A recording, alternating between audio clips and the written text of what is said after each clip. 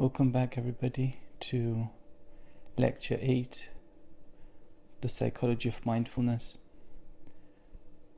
Today we'll turn our attention actually to some of the wider applications of mindfulness within the research.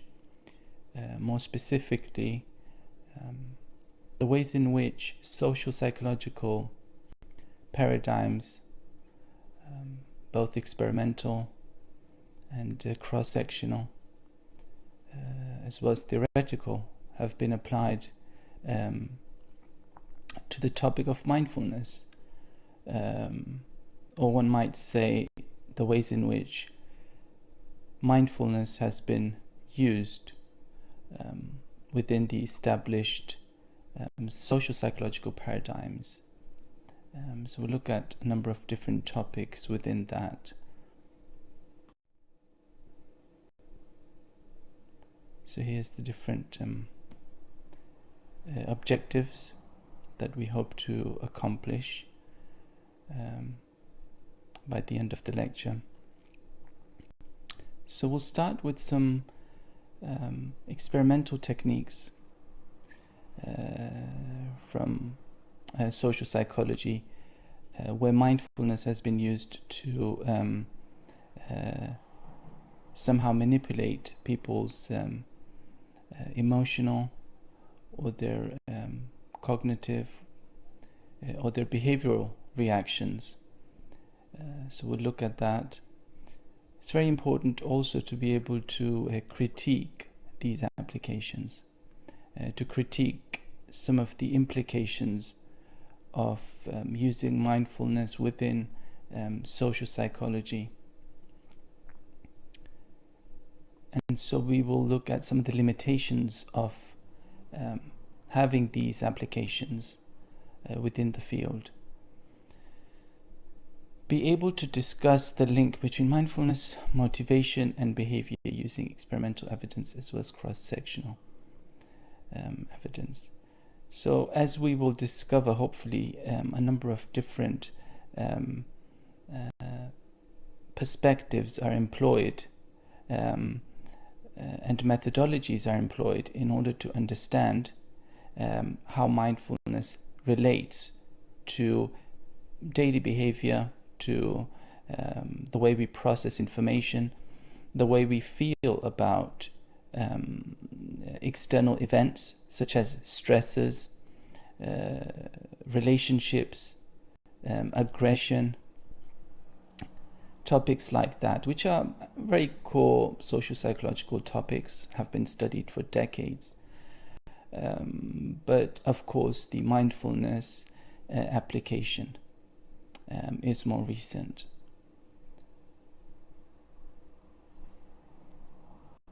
And of course, no analysis would be complete without at least to some extent appreciating the mechanisms through which mindfulness may be exerting its influence. In other words, the psychological pathways. Now, of course, just to refresh your memory about some of the stuff we have covered before and how that fits with today's topic, we're talking about dispositional mindfulness here. So whenever the term appears, we're talking about mainly dispositional mindfulness. There are a few examples also, and the studies will cover where it is induced, where one might see it as an intervention, not in the same way as the MBSR or MBCT that we have previously looked at, which typically take place over several weeks or months, often 8 weeks actually. So mindfulness-based stress reduction and mindfulness-based cognitive therapy. But in this case, much briefer interventions, and much briefer in the extreme sense of the word. And we'll look at some of those and some of the limitations associated with those.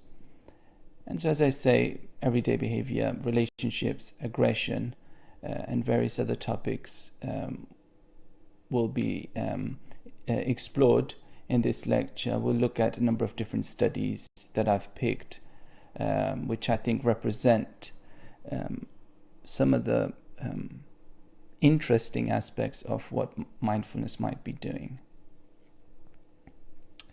As a disposition, or as a trait, if you like, as well as a induced state of mind. So, use studies in relevant theory to critique and expand current research on mindfulness and discrimination, forgiveness, and mortality salience. Now, consider it maybe a logical progression that will start with everyday phenomena and relationships and aggression and so on, and end on mortality salience and terror management theory. I will explain in more detail what these terms mean towards the end. And what's useful, I think, about applying some of these theories, such as terror management theory and self-determination theory, to some of these studies, to some of these findings as a tool of interpretation, is because it provides not only a context in which we can appreciate what might be going on, but it also links this area of research, the social psychological approaches to mindfulness, to the general area of social psychology, which I think is very valuable. So it makes this link clearer and hopefully for you guys more memorable as you navigate some of these huge topics, which of course have been studied for decades, and hundreds, if not thousands, of studies have been published on these topics. And so being able to link some of the findings from mindfulness-based social psychological studies, I hope will prove useful in your appreciation of how it relates to, and maybe how it informs even, the broader field.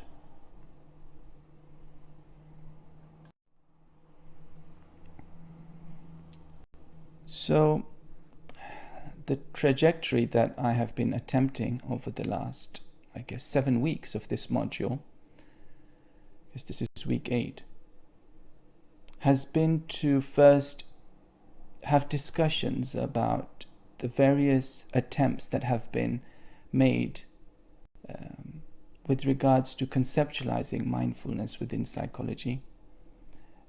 After that, we moved on to look at various interventions of mindfulness and how some of the more recent ones incorporate elements from widely used therapeutic approaches, such as cognitive behavioral therapy. After that, we looked at various ways of measuring mindfulness, and we explored in detail the FFMQ, the 5-facet mindfulness questionnaire, and the MAS, mindful awareness questionnaire, which is a one-dimensional measure of mindfulness, whereas the FFMQ is a multidimensional measure of mindfulness. So that's been the trajectory so far, right?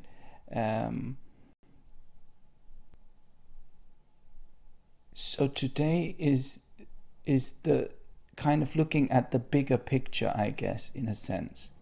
So we've moved from the conceptualizations, the operationalizations of mindfulness how it's measured, how it's used in interventions, now to its potential role in social psychology.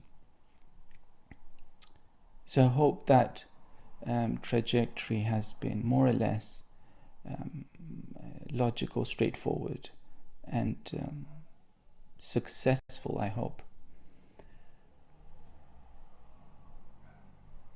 We've of course also looked at the relationship between dispositional mindfulness, or DM, and mental and physical health, which were the last couple of lectures that we had. Some of those findings will actually play a role in some of the topics we will look at today, especially things like aggression and relationships. In other words, what are the ways in which our lives as social beings, to the extent that we are social, not all of us are as social as other people, but to the extent of our interaction and day-to-day dealings with other people, what are the various ways in which mindfulness, as a disposition or as a state of mind, if it's induced, we'll look at those cases as well, could play a role. So instead of using outcome measures related to health, which we have done previously, it looks into dependent variables that are behavioral, emotional, or cognitive, because typically that's what's studied within social psychology. And of course, most of you are doing the social psychology module as well, where we have covered various models that include these three components. And in fact, it's pretty much the focus of a lot of social psychology. It also investigates the relationship between mindfulness, personality, and individual differences. Now, of course, mindfulness as a disposition, as a trait, is already a personality trait in a sense. It's considered a trait. I mean, it's of course been debated within the field whether it is one, but that debate exists for the big five. It exists for various other personality traits that have quite robustly been replicated within studies. The debate still exists as to whether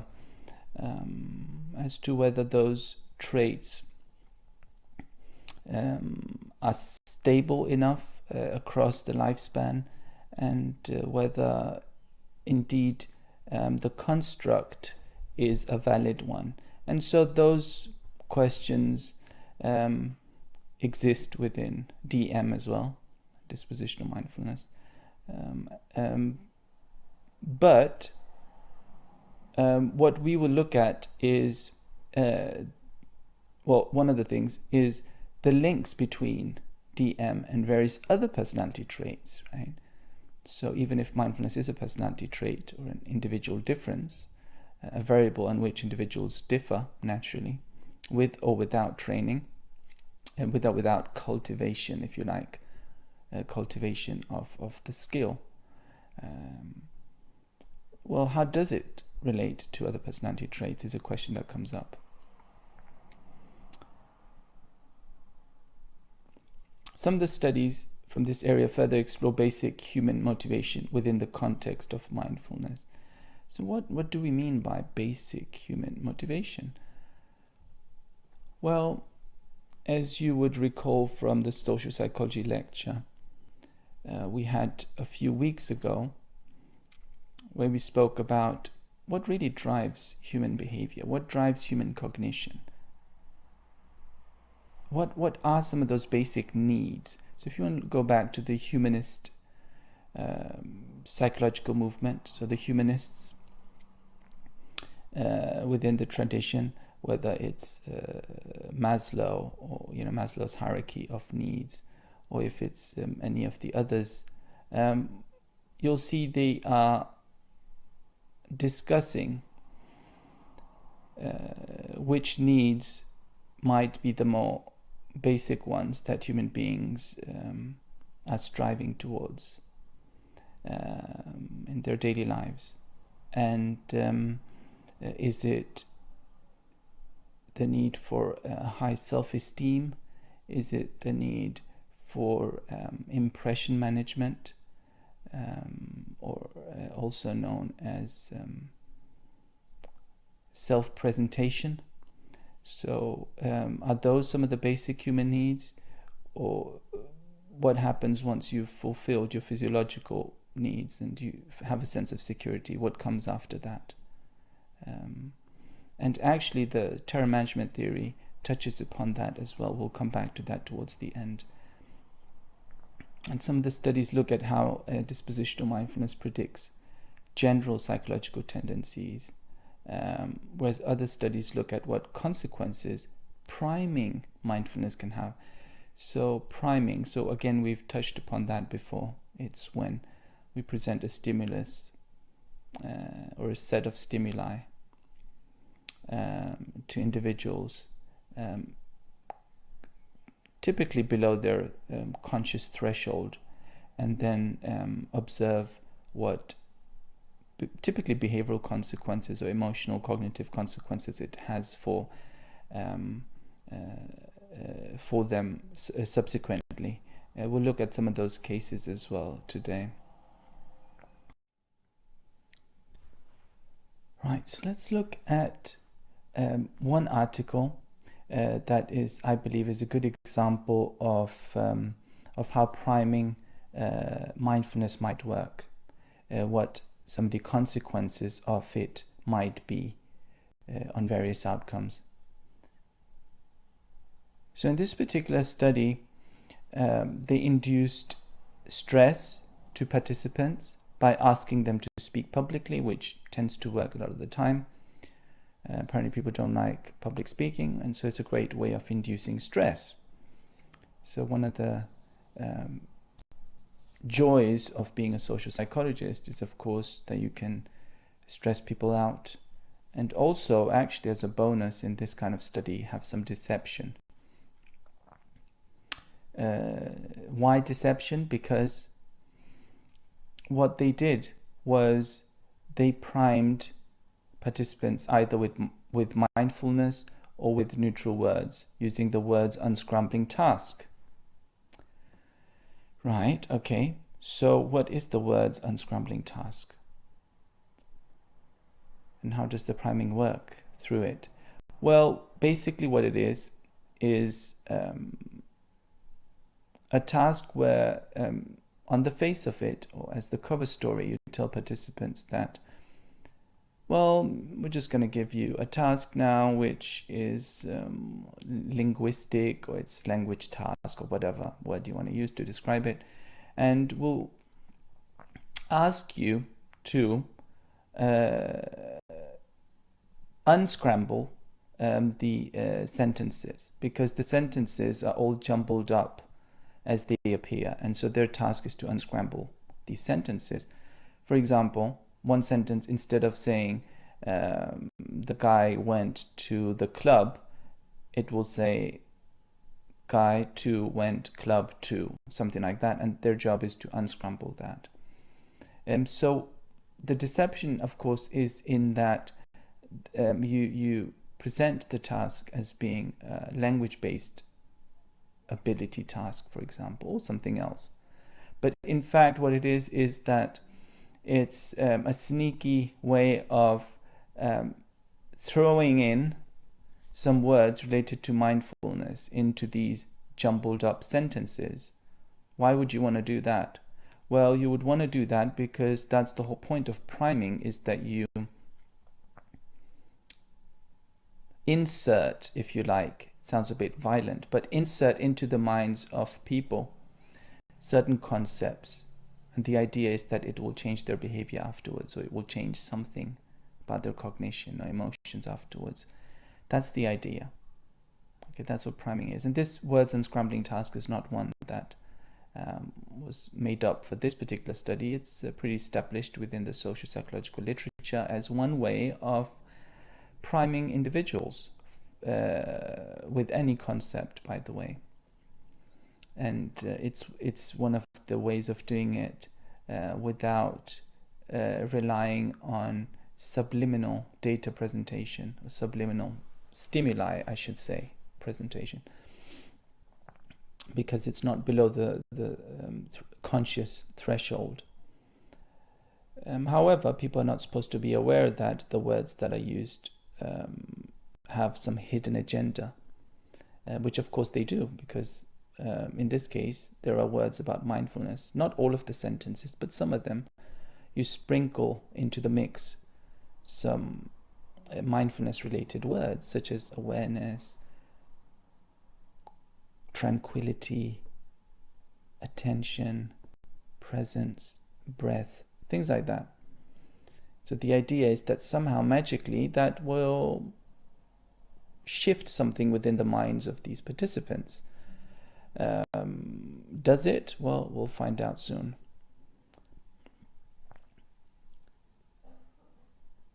Individuals low in dispositional mindfulness who were primed with mindfulness reported higher situational self-esteem. That's interesting. Less negative affect and lower perceived stress. That's great. So it did seem to work its magic through this word unscrambling task, this concept of mindfulness. What else did they measure? Well, they measured cortisol. Why on earth would they measure that? Probably because it's a biological measure. It's more objective. It doesn't have a lot of the biases that self-report questionnaires suffer from, and as such provides a good way of validating some of the other responses, right? So we've looked at we have looked previously at different studies that have tried to triangulate various methodologies and various dependent variables to check whether there's a correspondence, right, between what people say and what their body is saying. So cortisol is very easily, relatively, I guess, easily measured through saliva samples. And people come into the lab, you can take a sample and then you take another sample after some kind of a manipulation in the lab. And then you see whether there's been a change. So what's quite remarkable in this particular case is cortisol declined faster in the priming mindfulness condition, regardless of DM levels. So one thing is it worked. The priming worked in the sense that cortisol declined faster in that group. But what's maybe even more remarkable, I'll let you be the judge of that, was that your DM levels didn't actually matter for that effect. So it doesn't matter whether you're a super meditator or the super highly consciously aware person who likes to sit and do yoga in the bus or train to work or uni every morning, or whether you're the average person who has no interest in such matters. It seems to work, is the point. Which, of course, further strengthens some of the implications that these findings may have, if indeed replicated, right?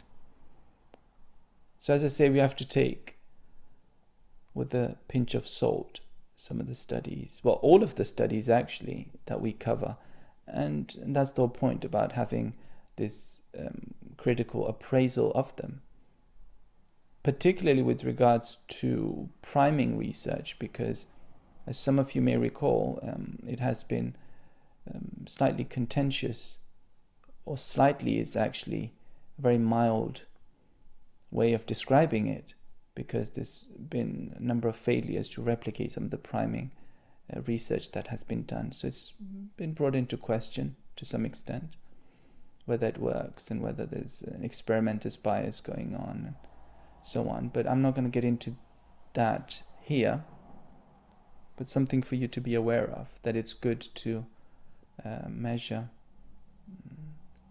dependent variables using various methodologies for validation purposes. And we're hoping that these various DVs will converge and as such provide more robust evidence for what's going on. A critical question. So in this virtual version of the lecture, as opposed to how it used to be, I will give you a hint as to what the answer to this question might be. Usually I try and extract the answer from you guys, but let's try and do it in an alternative fashion. So, if in 5 minutes you can prime the concept of mindfulness and see all these amazing benefits, higher self-esteem, lower negative affect, lower perceived stress, quicker cortisol decline, well, why on earth would you need 8-week MBSRs and MBCTs is the question. Why would you spend so many resources on doing it on such a long term? Well, 8 weeks is not particularly long term, but relatively speaking, right? 5 minutes versus 8 weeks, take your pick, right? If it's eliciting similar reactions and benefits, why do an 8-week intervention? Well, maybe the answer lies in the extent to which these benefits are durable or enduring, I should say, probably, over time. Right? Can you expect that a 5-minute intervention to last for, because actually it is a mini intervention, isn't it? Even these priming studies, you could construe it as such. How likely is it expected to last? Maybe not very long term, because what you have done essentially, some would argue, is you've just changed the state of somebody's mind and body for a few moments. It's like you closing your eyes and meditating for a few minutes, and you open your eyes up and you feel a bit more relaxed. Probably cortisol goes down in that case as well. So, but the moment you leave the building and start checking your email, answer annoying phone calls, you're back to the baseline. Whereas 8-week interventions might actually transform the way you process things. Of course, the assumption there, as we have seen already, is that you continue to do it beyond the 8 weeks. Because if not, the kind of use it or lose it principle that applies to the gyms, which, by the way, we're deprived of these days, of course, applies also to mental muscles, if you want to use that analogy.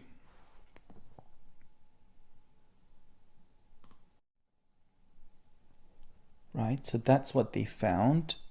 What does it mean is the next question. There have been attempts previously, and we have had sight of some of those in previous lectures and seminars, where similar studies were conducted with similar kind of benefits, actually. Bergeron's study suggests that even low DM individuals can benefit from the mindfulness prime. But how does that happen? What's the mechanism? What's the mechanism if you don't already have that ability or that talent, if you like? Well, maybe it works through disengagement with habitual emotional thought patterns. Right? Disengagement, even if it's a temporary one. It's the same example as you close your eyes. Breathe deeply for a few minutes, and you open your eyes and actually feel a sense of settling, sense of being more grounded. And there's a disengagement with some of the reactions that you might have to stimuli. And maybe that's what's happening, maybe. But it's interesting, isn't it, that it could happen even at a conceptual level through word unscrambling, because that's not through breathing or closing your eyes. It's actually solving a task. So even the concept can confer some of these benefits, which is a bit surprising maybe. I'll let you judge that. What do you think about that?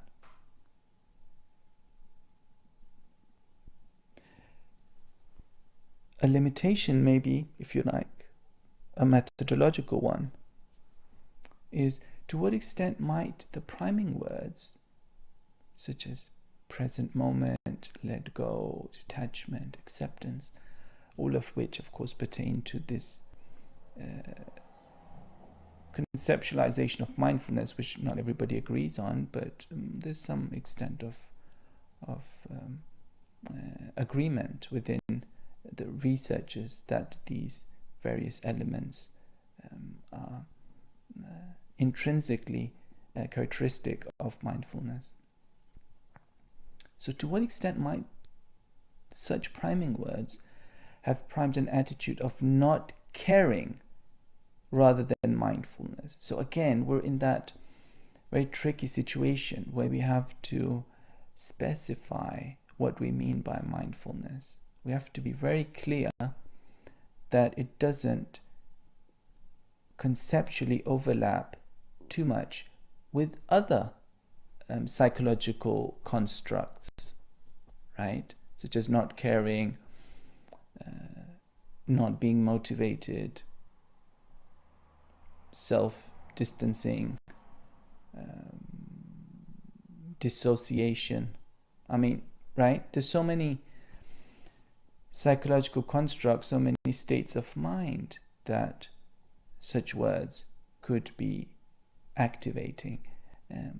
What makes them distinctively mindfulness-related words, right? So you could play the devil's advocate there and discuss in your critical appraisal of such studies, at least the ones that use similar priming paradigms. I've given you one example, of course, there's many others, but it's just to show you how one might approach such studies and such methodologies. And, next bullet point here is what I've just mentioned on the previous slide is, what about follow-up studies, right? Isn't it useful to know how long those effects last? They probably don't last very long. Some other studies have indicated in other areas of social psychology, by the way, that priming doesn't last very long, unless you prime somebody every day, of course, and continue to do that for the rest of their lives or for the rest of your life. To what extent would these reduced negative responses translate into behavior? Now, that's a core question. That's a core question in social psychology, because it's behavior, if you think about it, is traditionally, and it's still is the case, has been seen as the, if you like, the holy grail of social psychology measurements. Behavior, right? So you could tell me all sorts of things, your attitudes, I feel 7 out of 10 in terms of contentment or satisfaction in my relationship, whatever the case might be. But how much weight do those things carry, and how much weight does actual behavior carry? It's been a consensus within social psychology, I guess, that behavior is the ultimate dependent variable. Of course, you can debate that, of course, but so in any case, this question arises, right? People reported lower negative affect and lower perceived stress, and cortisol levels were also measured. Great, that's a great start. But what about behavior? Does that kind of priming change behavior? And what happens when that person leaves the lab? That's the question, okay? Instead of having a neutral control condition, they could have added another priming that had calmness-related words to check whether it was mindfulness or just a relaxed attitude that caused the effects. So this is one suggestion, right? Is that, well, was their control group really a good one? Or, well, they could have a completely neutral control group, but they could also have had another one, which was, again, going back to some of those words like present moment, let go, detachment, acceptance, attention, awareness, that kind of, those words, which overlap somewhat with other concepts, other states of minds, other qualities. And so we're not able to differentiate between some of these nuances, right? And wouldn't it be useful if we had another control group that did that? Well, maybe. Right, so now let's look at another social psychological context, or actually two related contexts in which mindfulness might play an important role, possibly. So in this 2015 article, which was published in the Journal of Personality and Social Psychology, JPSP, studied how training non-meditators in a brief 12-minute mindful attention exercise, where the instructions were to treat their reactions to whatever they saw, and as we'll discover soon, they saw attractive stimuli, just as passing mental events to be observed. That was the instruction. Well, just passing mental events, these gorgeous people or delicious food, right? Just treat it like that. Those were the instructions. So the question was, would those instructions, and if you did that for 12 minutes, would that change your relationship to attractive people on the one hand and food in the other? So there were different conditions, right? Participants who reported a higher motivation for casual sex, which can be construed as a trait appetite because it's a general motivation they have. It's a trait. It's not a state. Rated pictures of potential partners as more attractive than those with lower motivation. Okay, so if you have a high appetite, you rate potential partners as more attractive than if you have a lower general appetite. Okay, fine. However, this effect was cancelled in the mindful attention group, so those 12 minutes that they spent, right? Higher trait appetite did not result in high attractiveness ratings, so mindfulness changed that. The same was found for food stimuli, right? So the other arguably strong driver of human behavior, this sensual gratification through food or people, even when individuals were hungry. So that's a higher motivational state, right? So when you're hungry, even though you might not be a huge fan of food generally, as much as others, but when you're hungry, you naturally have an urge to eat. However, mindfulness also for food had this cancelling effect. And when they had a higher appetite, so a trait appetite for food. So whether it was a state or a trait, we had the same finding of mindfulness cancelling out the effect in terms of rating foods as opposed to rating people, I guess. Experiment 3 showed that in the field, mindful attention prevented hunger from boosting unhealthy calorie intake. Also, mindful attention made lunch buffet choices healthier. So there's something going on maybe about mindfulness being a good regulator of behavior. Maybe there's some overlap. Well, there probably is with emotional regulation because there is such a robust link between the two based on dozens of studies. So maybe it's something to do with that. Of course, this was an experiment. These were several experiments done in this particular research article. So it's not cross-sectional. So we can infer causality in this case. And so the question is, what is it about mindfulness that might have this regulatory effect on how we deal with, in this case, with attractive people and food. Or deal with maybe is a bit of a stretch, because they didn't deal with people in this case. They rated their attractiveness levels. But of course, the idea is that this generalizes to when they interact with others, that maybe they're gonna flirt less, maybe they're gonna be less likely to engage with other people if they have been primed with mindfulness, or have undergone a brief intervention. Maybe. Why? That's an open question. Why that effect would take place, and what the exact mechanisms might be.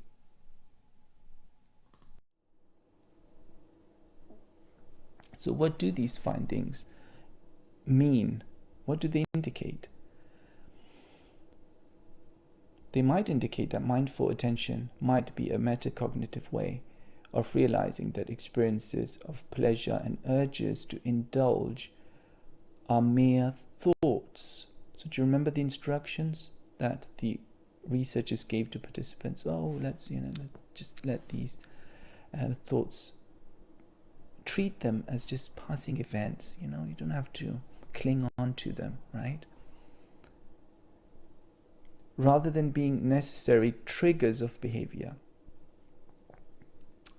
The stimuli became less attractive, and resisting them became easier. You will need some time to digest this finding, and actually maybe the profundity of it.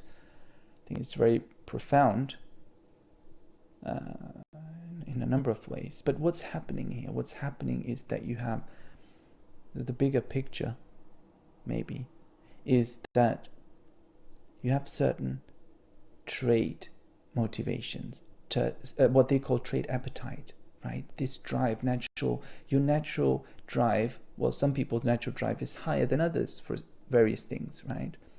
So that pushes you into doing those things, consuming food, or I guess consuming people. It sounds a bit cannibalistic, but you know the context by now. So that, even combined with a higher state of hunger, which are such strong drivers of our behavior on a day-to-day basis, which is what makes it so social psychological, I guess. It's also related, by the way, to health psychology, this bit, the food bit, right? And you can discuss all sorts of health psychological implications of this, even as part of health interventions for behavior change, for healthier eating interventions, by the way, but I'm not going to get into that now. So despite these elevated urges that some people have, that they experience on a daily basis, as well as a heightened state desire to consume some food, for example, can be overridden. So that's what I mean by the potential profound implications of this. Think about that. Think about what it means, what it might mean for you.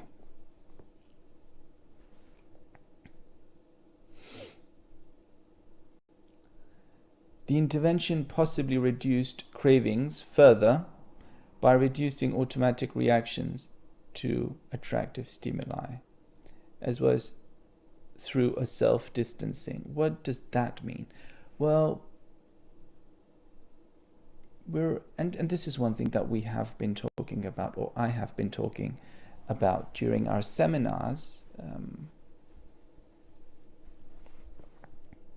where we've done some practice as well, where we have,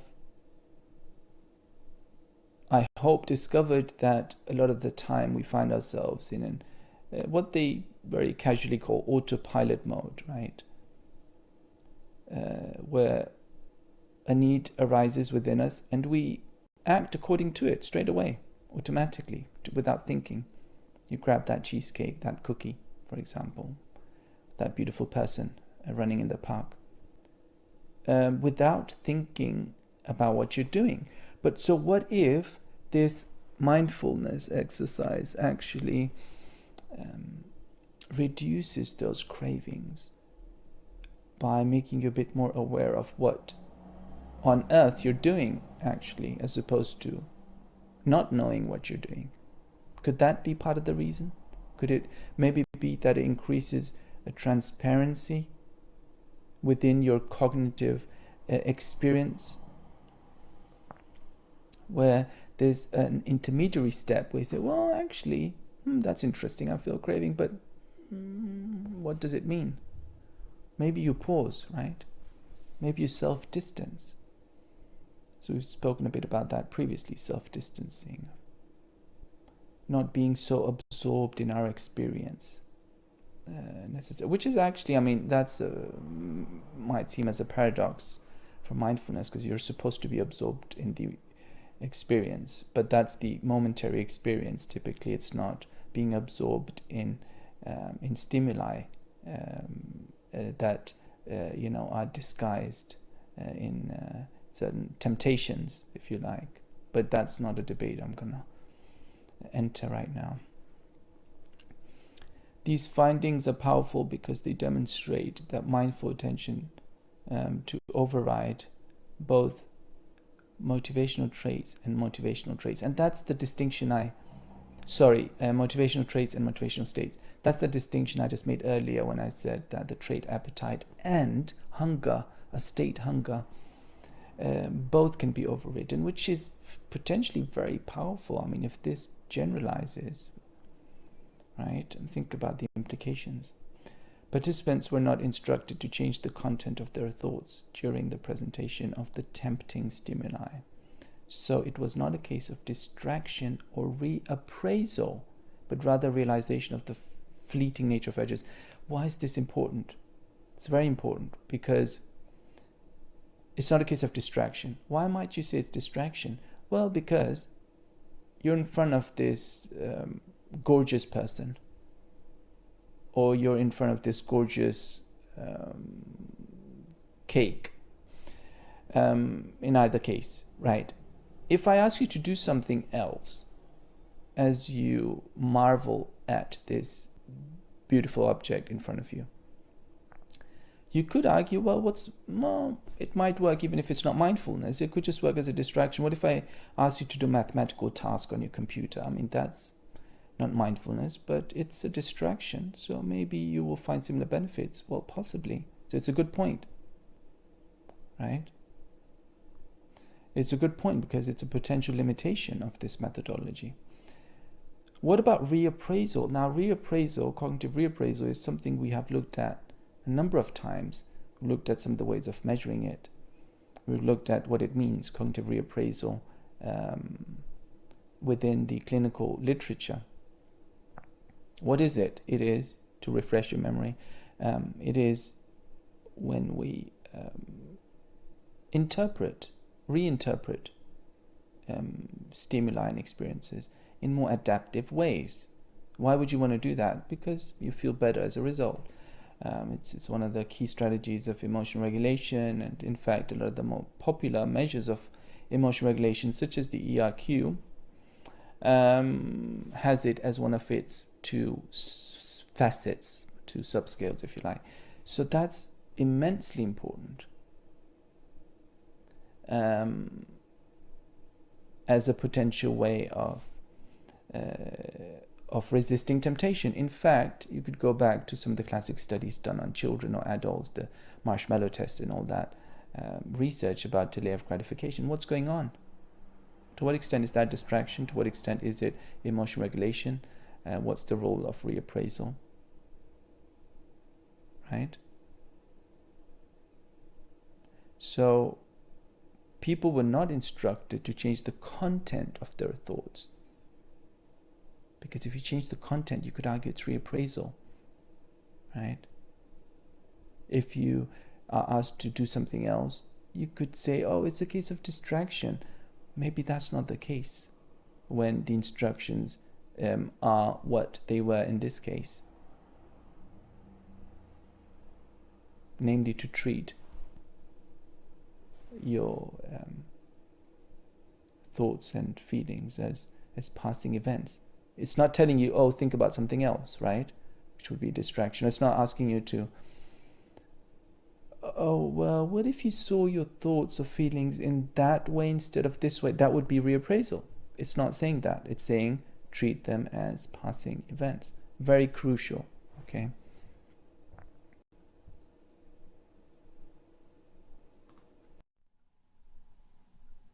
So one question that arises from these various experiments that they conducted that were published in this article is, can the findings be said to be priming a goal or priming an orientation? What's the difference? So if you think back to those instructions they gave participants, right? Is it about enjoying the present moment, which would be a goal, or is it approaching the stimuli, the thoughts, in a decentered fashion? What does decentered fashion mean?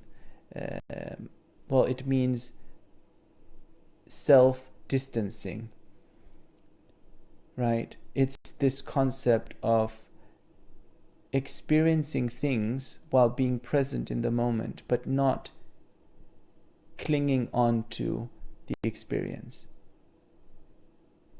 Okay, so decentered, not to be confused with dissociative tendencies or dissociation, which is very different, where you're not present at all, right? And often considered a negative symptom in a lot of clinical disorders, actually. Dissociation is, but not decentered. It's a form of detachment, if you like.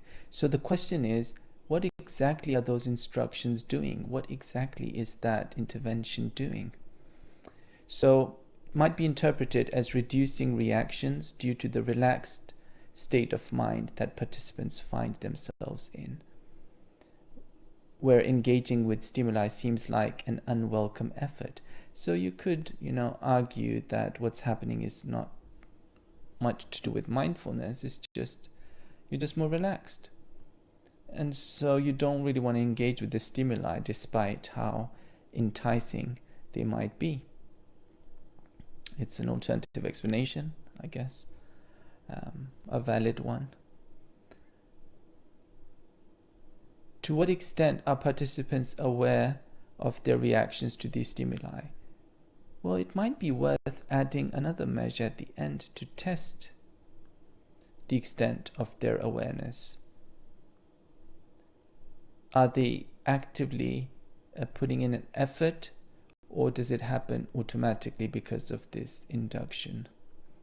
It could have some interesting implications for how we understand what's going on and the mechanisms behind it.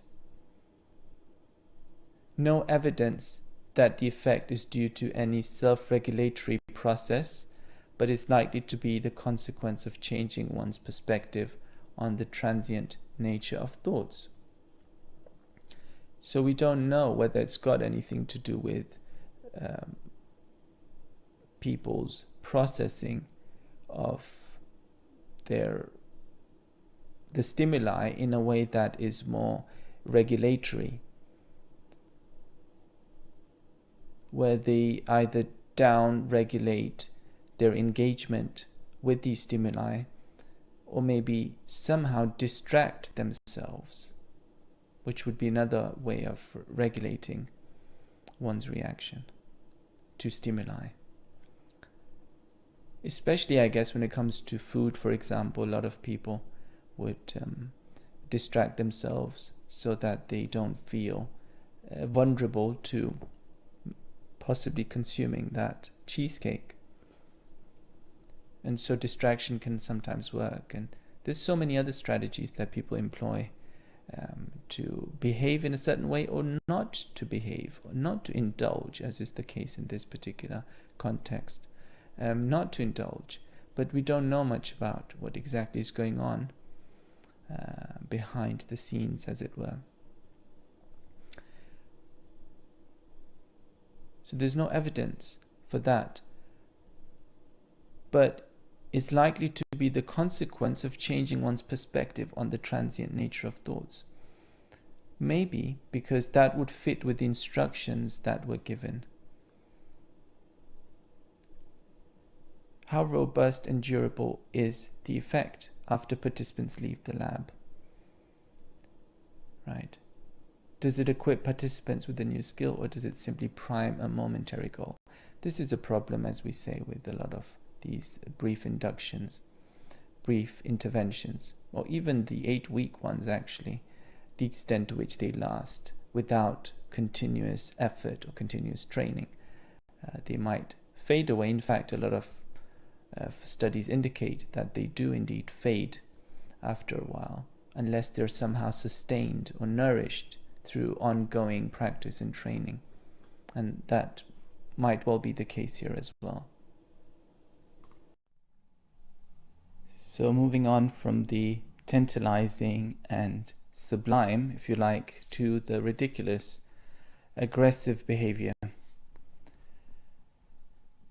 So Hepner et al., 2008, studied various aspects of mindfulness and aggressive behavior. Study 1 found that dispositional mindfulness was associated with lower self-reported aggression and hostile attribution bias. So what is hostile attribution bias?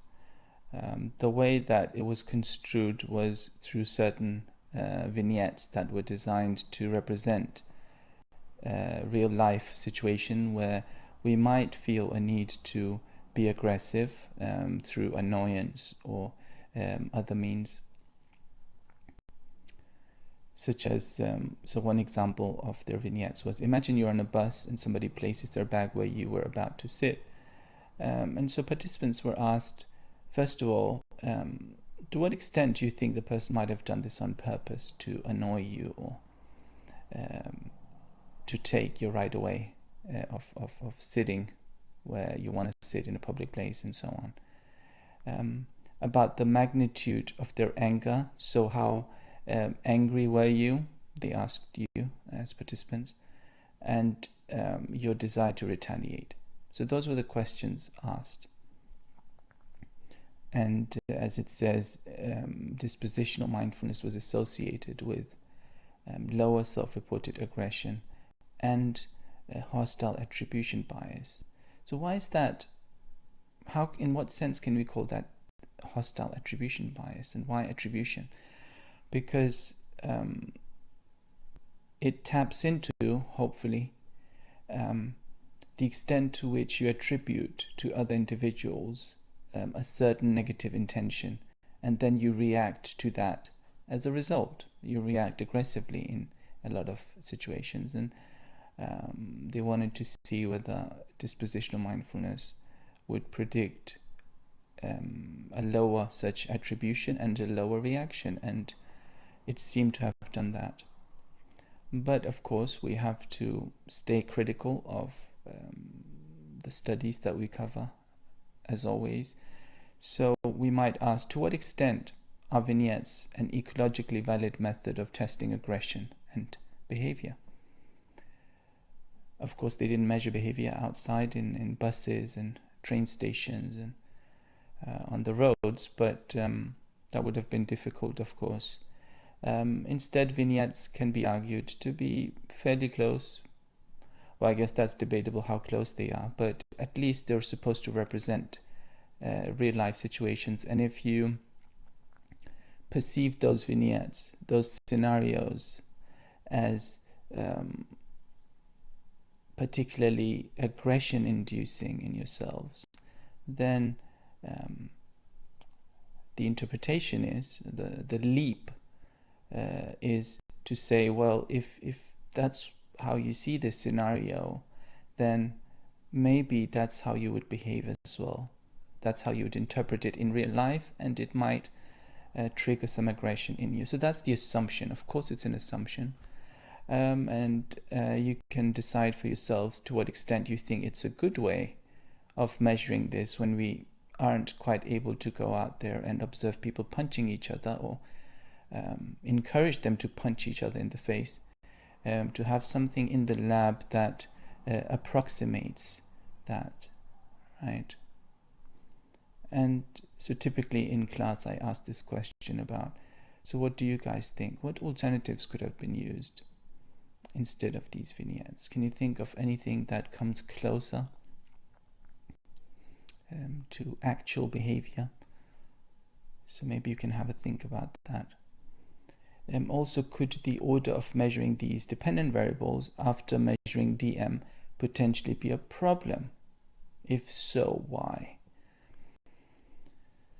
I think I have measured order effects previously. And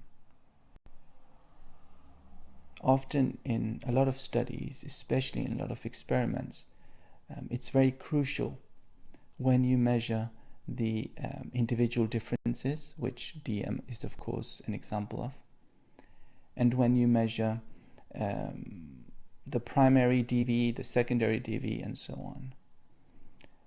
Why? Because if you measure if you measure DM before you induce your manipulation or a state of mind, or ask people in this case to read vignettes, then it might be argued that you have primed people to be more mindful, as we have already seen through the word unscrambling task paradigm.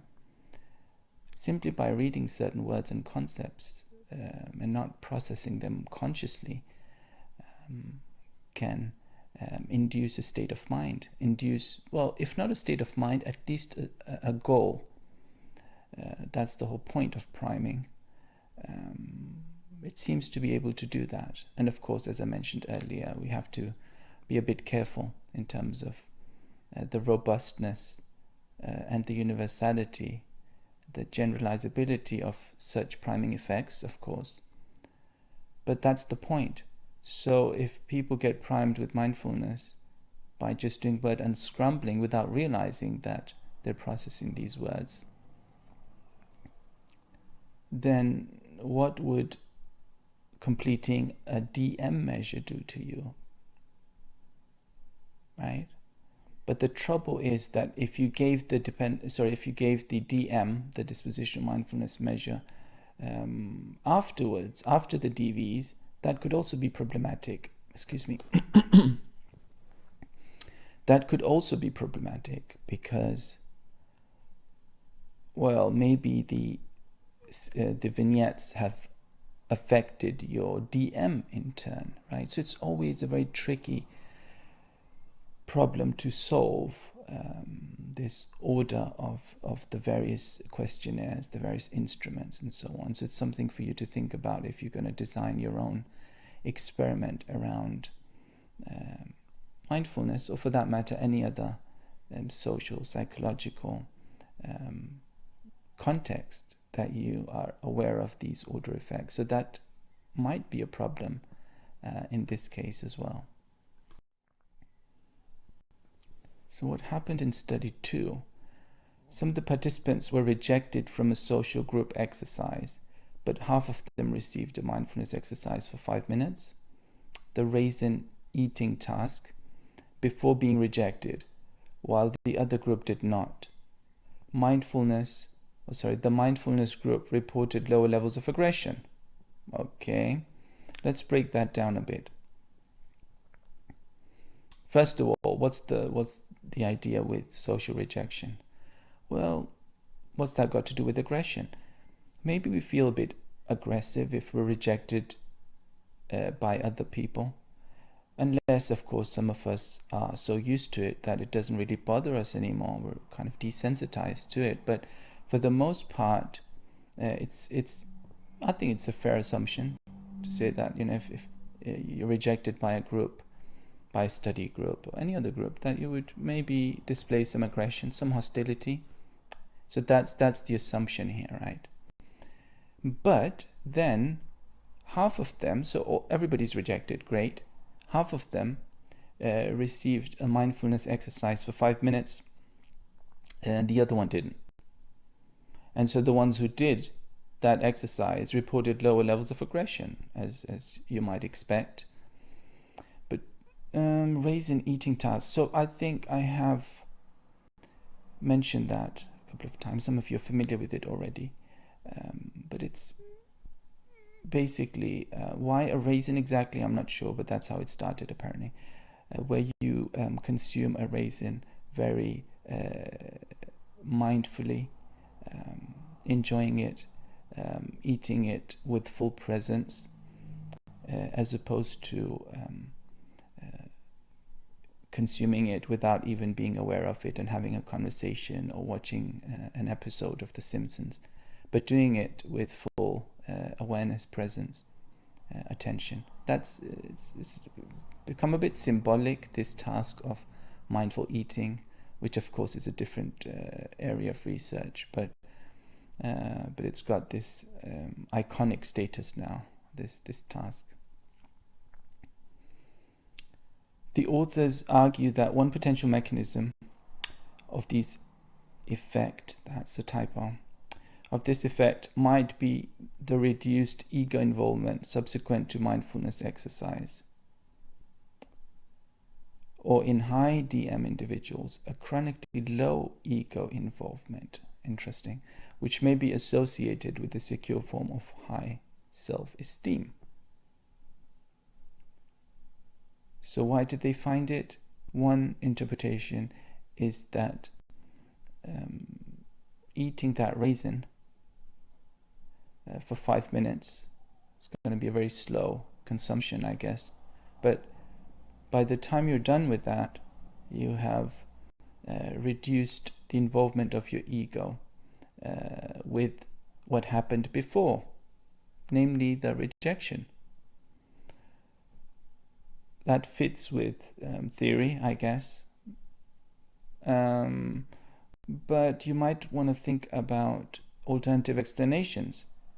What if eating the raisin was just a distraction? What if it was just increase in blood sugar, right? We know that low blood sugar can increase aggression. Well, I know it's not going to be tons of calories in one raisin, unless it's genetically modified, I guess, as a lot of things are these days. But it might help, right? It's at least it's an alternative explanation. But what's the deal with a secure form of high self-esteem? We did cover this a few weeks ago, actually. It's a distinction. You might or you might not agree with it, but some have made this distinction by saying that you have a secure form of high self-esteem, typically accompanied with a low need to impress others or to have impression management guide a lot of your behavior, and you're very secure in yourself in a healthy way. I'm not going to go further into that distinction, but do look it up. But what might it be doing, this high self-esteem? It might increase a sense of satisfaction with one's performance, even during difficult times. And these individuals may be more accepting of their limitations. What's that got to do with rejection by the group? Well, maybe you feel that for whatever reason you were rejected, you're actually okay, your performance is fine, there's nothing wrong with you, or there's no need for you to worry about your competence or your personal hygiene. But the fact that people rejected you might be down to other factors, maybe, right? And that then in turn doesn't trigger any aggression that might otherwise have been manifested. Fragile self-esteem, on the other hand, may be shallow and prone to fluctuations, and these individuals may overreact to potential threats to their sense of worth. I guess the opposite of secure self-esteem. But again, I do encourage you to look up those distinctions in the literature. Right, and just to wrap up this set of studies on aggressive behavior and mindfulness, what are some of the other interpretations of the findings, right? Mindfulness could also reduce aggression through self-control or self-regulation. And, maybe that's happening partly through the dispositional mindfulness that some individuals have to a higher degree than others, and through this state that's induced through the raise and eating task. So they could both play a role in reducing aggression, because the higher mindfulness state or trait or combined is often accompanied by higher ability to self-control and to regulate oneself and regulate one's emotions.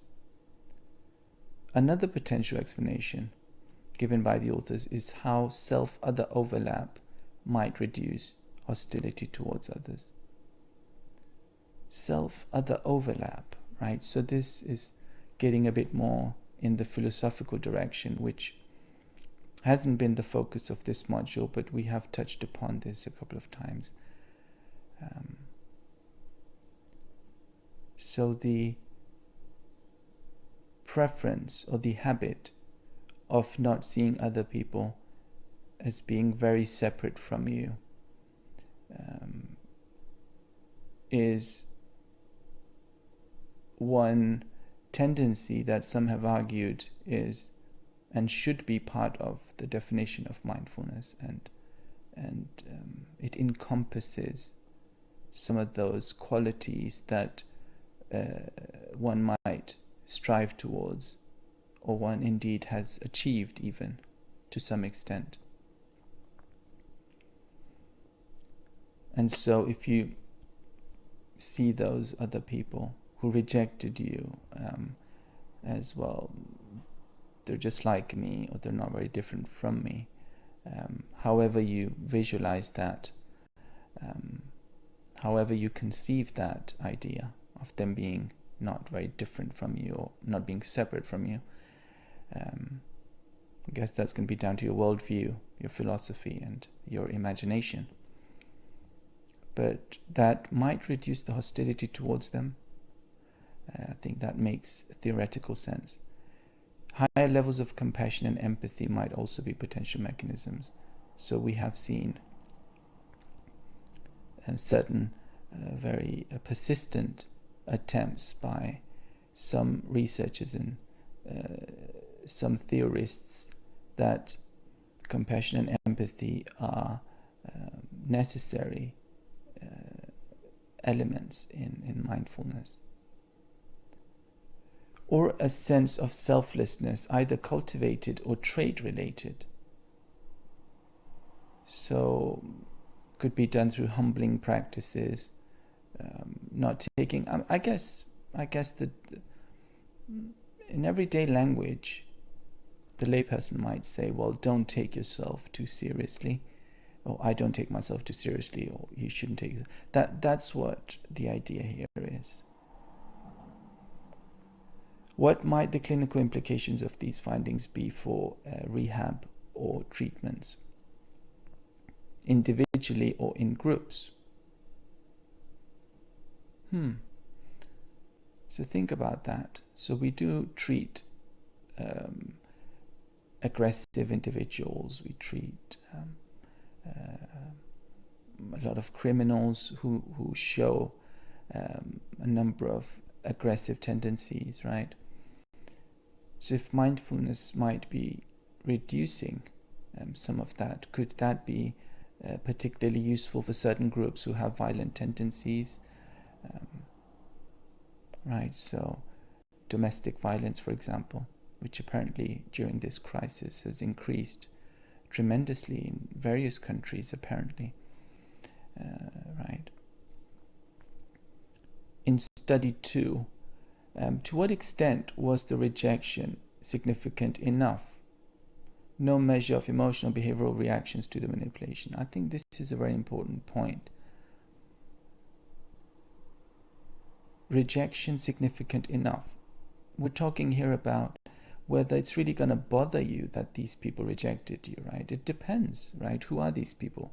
Are they strangers? In which case it might bother you a bit, but not as much as if they're your friends or colleagues, right?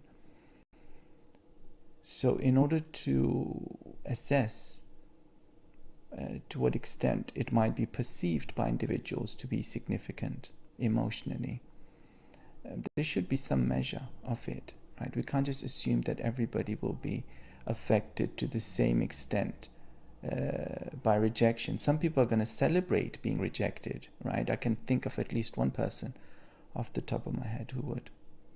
And some people would be devastated. So we need to have a sense of how people react in order to qualify their reactions subsequently, in order to interpret their subsequent reactions meaningfully, right? Right, so let's move on now to another core topic in social psychology, namely discrimination, which is of course a huge topic, along with stereotypes and prejudice and biases against outgroups, for example. And discrimination is one of those core topics within that overall area of interaction between groups of individuals. And so, question here, of course, is what role might mindfulness play, and might mindfulness change the outcome with regards to discrimination, specifically in this case? Discrimination, of course, is when we show a bias in our behavior towards individuals. So we might be less favorable in our dealings with others based on their group affiliation, for example, their ethnicity or some other such variable, age even, right? So in this particular study that I've picked to illustrate the role of mindfulness in discrimination is by Luke and Gibson, 2016. I think is a good example here. So previous studies, including some of their own work, has looked at how mindfulness exercise, a brief intervention, actually just like the ones we've seen before, or similar to those, can reduce implicit bias on the implicit association test, so toward black and elderly populations specifically. This is what they looked at in this study. So the implicit association test, I may have mentioned that before, and some of you may even have tried it out online, because you can actually go to different websites and give it a go. What it does is that it is one way, it's not the only way, of tapping into implicit biases that people have, or in other words, unconscious attitudes that they may hold, or socially undesirable attitudes that they may hold, that they are not necessarily going to report in self-report questionnaires because they're socially undesirable, makes them look bad. So either a combination of these attitudes being unconscious and also being undesirable is what makes them implicit. Of course, you can have different combinations of being unconscious and undesirable, and various degrees of how unconscious these attitudes are. But in any case, it's a tool to tap into that aspect of attitudes, right? How does it do it? Well, it asks you to press a button on the keyboard as you see an individual, typically from the target population, so from an ethnic minority, or in this case an elderly population, and next to it you see either you're asked to either pair this target individual or an image of them with a positive or a negative stimulus. And the idea is, if you are quicker at pairing the target individual with the negative stimulus, then you are likely to be biased against them. But if you're not quicker to do it positively or negatively, then maybe you're not biased. It's a bit a rough way of measuring implicit attitudes, I think, and it might actually not hit the target a lot of the time. The reason being, we need to make a distinction between associations and internalized attitudes that might guide our behavior.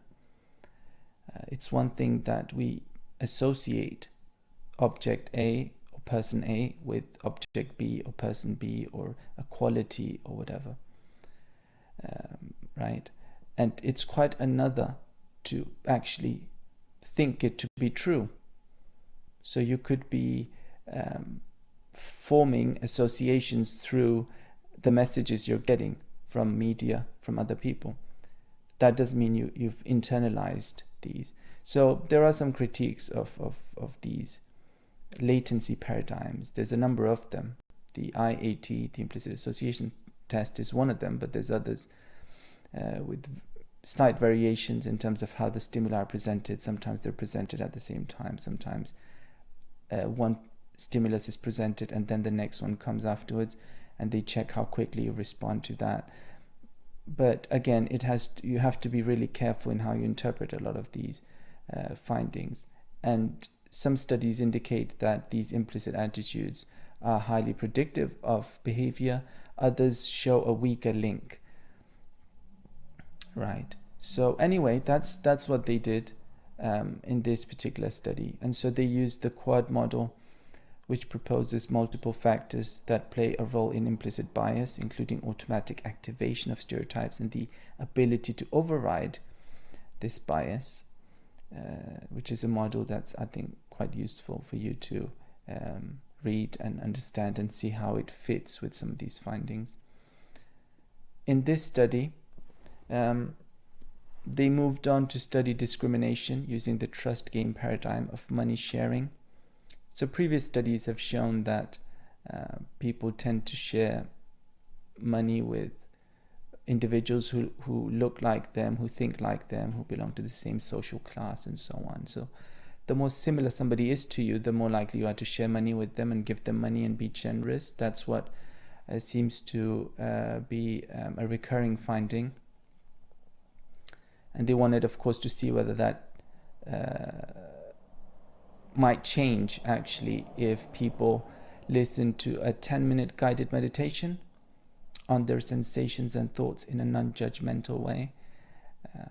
So this is a different variation of having a brief mindfulness-based intervention, so 10 minutes here, similar to the previous ones we've seen, where we had the 12-minute one, and slightly different instructions, of course, and also the raisin eating task. So there's different ways of doing it.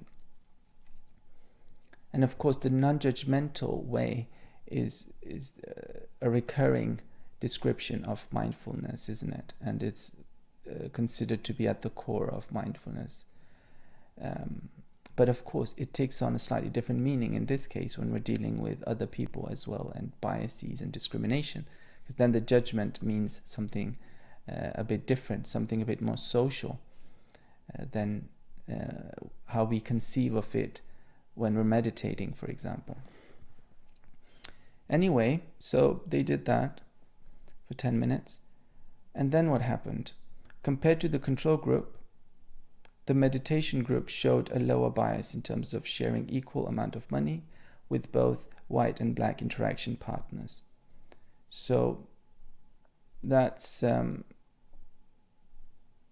well, is it surprising is one thing that we might consider. What is it about mindfulness that might make you be a bit more just, I guess, or a bit more balanced in how you deal with people from different ethnicities is one way of looking at it. And what is it about mindfulness? What is it about these 10 minutes of meditating on your sensations and thoughts in a non-judgmental way that facilitates this more balanced behavior or non-discriminatory behavior? They used the state mindfulness scale to measure whether the manipulation worked, and the mindfulness group did show higher state mindfulness after the 10-minute exercise, which is, as we've seen previously, a manipulation check, which is always useful to have. Right? Now, in terms of state mindfulness scale versus some of the other ones, of course, we've spent 2 lectures previously on looking at various ways of measuring mindfulness, although that was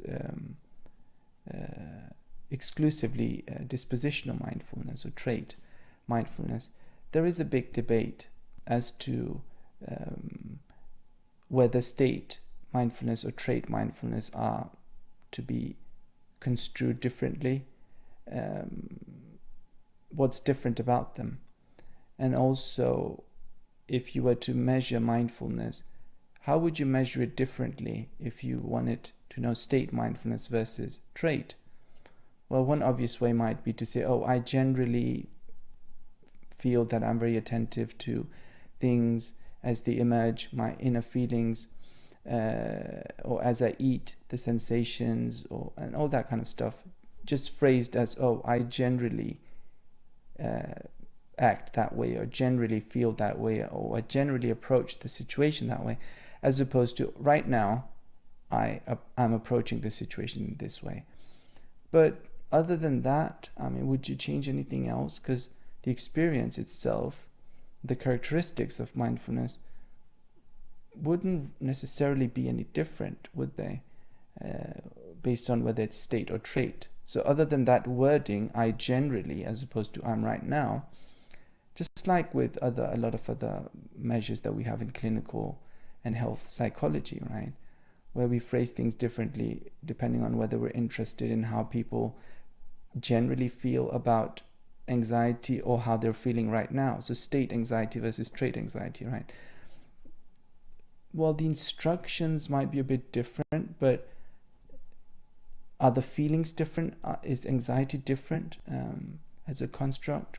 Maybe not. And so why should mindfulness be? So that's the debate currently, where people might disagree on that.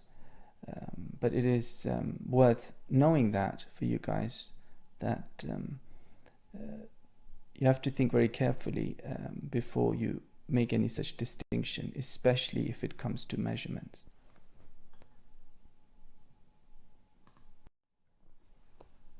So one thing that this particular study didn't explore, which might be really interesting for future research, is whether participants who showed that reduced bias achieved that through an active suppression, or whether it was automatically reduced. In other words, were conscious efforts made by the participants to override it? And this is actually a really interesting, I think, social psychological question, which we have investigated for a few decades now in social psychology.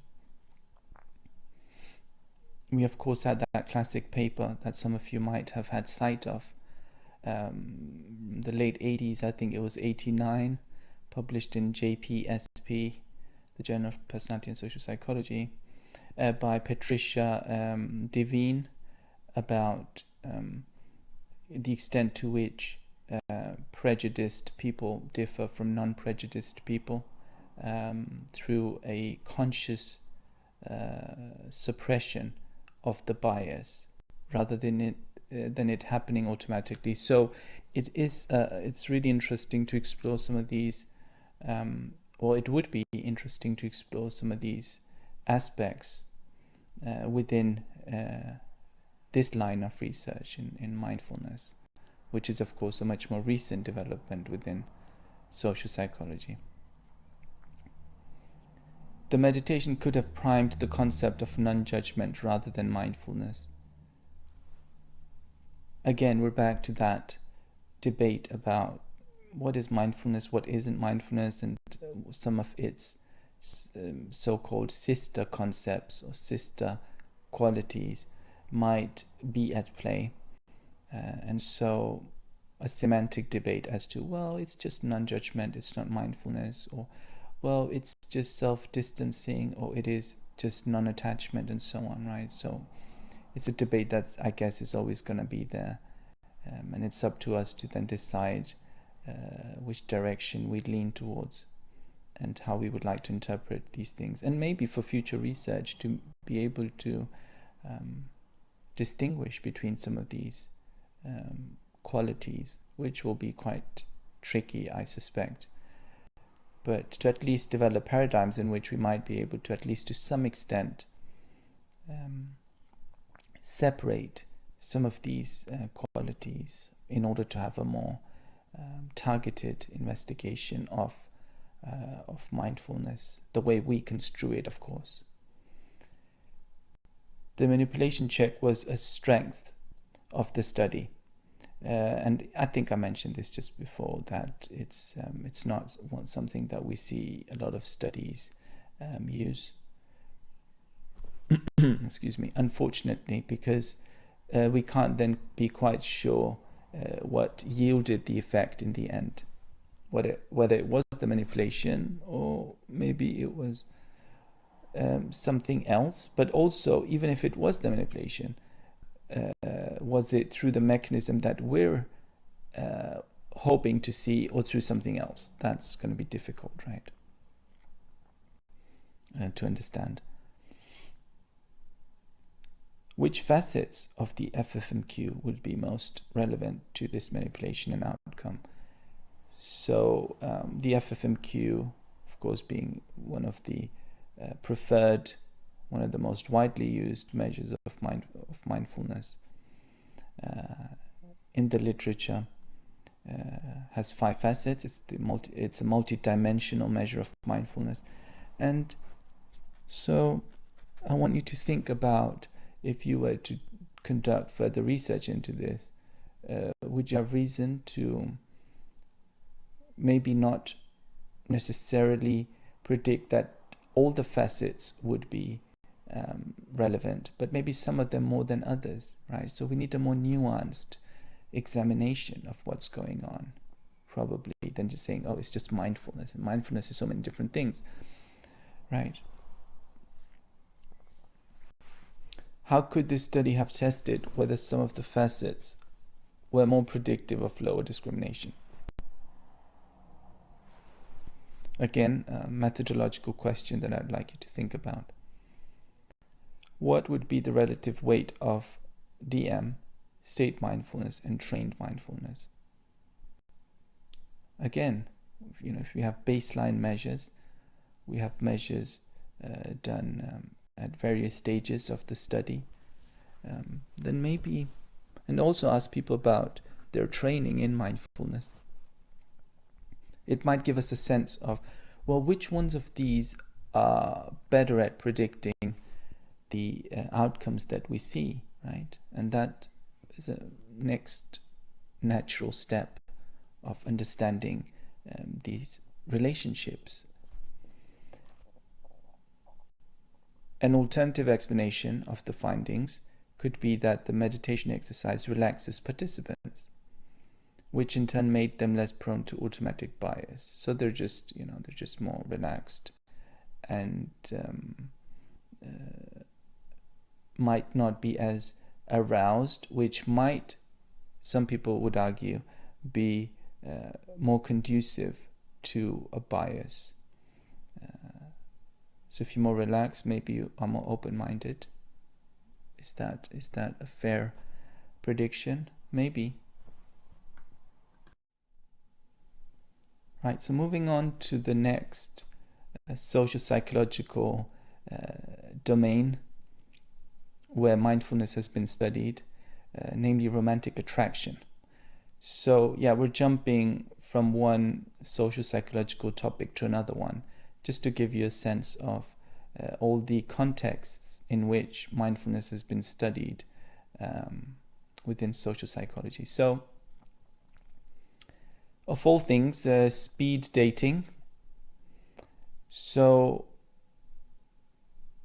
what happened in this particular study, and hopefully we can extract some methodological lessons from covering these various studies, I hope. But at the same time, maybe if we're lucky, even bring some of those lessons into our personal lives. Who knows? Women were more attracted to men who were high on mindfulness, but women's mindfulness did not predict men's selection of them. Okay. So,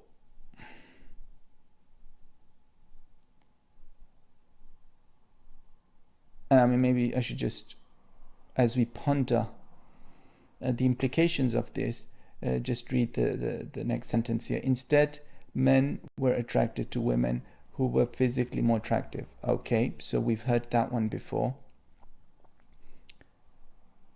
So women were more attracted, on average, of course, to men who had scored higher on dispositional mindfulness, presumably through a pre-measure. But men did not select women based on that. And of course, when I say based on that, we're not assuming that women knew that, oh, this guy, he's high on DM, so I'm going to go for him. Of course not. Because they don't even know what DM is, right? Most people don't know what it is. So the point being that maybe DM, dispositional mindfulness, is showing, it's coming across in social interaction. That's the point, somehow. And we're not aware of necessarily how we ourselves are exhibiting some of those qualities, if you like, or how other people are interpreting them, or even observing them, or noticing them, right? So they might be noticing things about you without being aware of what it is exactly, right? The intangibles, if you like, chemistry and all that. So, I mean, the authors, they're not saying that, look, mindfulness is that magic formula, or that ingredient that will just get all the women attracted to you if you're a man. But it's saying it might be one such factor, of course, right? And so, maybe this is good news for those of us men who might be a bit jarring to the senses, or at least we have a high DM. Female attraction was not associated with male attractiveness, only with their mindfulness. Okay, so that's what we've established already. Mindfulness was not manipulated, so no causal conclusions can be drawn. And we know that from a lot of the cross-sectional research, right? There's no manipulation. These are pure associations. Mindfulness is associated with positive relationship outcomes, and mindfulness-based interventions enhance couple satisfaction, which may explain why it is seen favorably by women. Maybe. So again, as we say, a guy who might be high on DM is not going to have a tattoo on his forehead to say that he is high on DM. So maybe it's being picked up through the interaction somehow. And I think the next slide we will look at relationships as well, and satisfaction. So I'll come back to that. Did mindful men listen better or communicate more clearly during the interaction? Maybe you're a better listener if you are more mindful. Maybe. Increased attention may lead to better communication skills, especially in intimate relationships. Not that they've reached that intimate stage yet during these 3-minute interactions, but maybe it's an indicator, right? People are trying to make sense of you, even within the first few seconds, let alone 3 minutes, right? And if you're high DM, maybe that attention or awareness or presence you have is doing some of the magic, as it were. men might have been less anxious, more confident, higher self-esteem if they were high in DM. Maybe, right? Not necessarily. You could still be fairly anxious, or as we say, neurotic individual, despite being high on mindfulness. Maybe you're more confident. We have seen some studies to indicate that, actually, and the higher self-esteem we have also seen in previous studies, so maybe these are valid points. I'll let you judge the extent to which you agree with these interpretations. Better emotional regulation in high DM men may be seen as more sympathetic. So are you more sympathetic? Are you more understanding? Are you a better listener through your mindfulness, which, as we know from previous studies, and we've covered this a couple of times already in previous lectures about this very robust and consistent association between emotional regulation and mindfulness, right? So that exists. If that exists, then maybe in conjunction, it's making individuals appear more sympathetic and understanding, and hopefully not just appear, but actually be more sympathetic and understanding. How could one experimentally investigate whether mindfulness increases perceived attractiveness? So that was the class question that I typically ask during the lecture. And we discussed this during the seminar, which we can actually do later in the week when we have our virtual seminar. Look at various ways of maybe inducing some mindfulness before people interact with these strangers. Maybe that could be one way of doing it. And so the question is, which way of inducing mindfulness would be more appropriate for this context, right? We've seen the raise and eating task. We've seen the just treat your thoughts as passing mental events one. We've seen other listening ones. Listen to guided meditation inductions. There's all sorts. And one has to ask the question, which induction is the most suitable for the particular context? Because you want it to be targeted.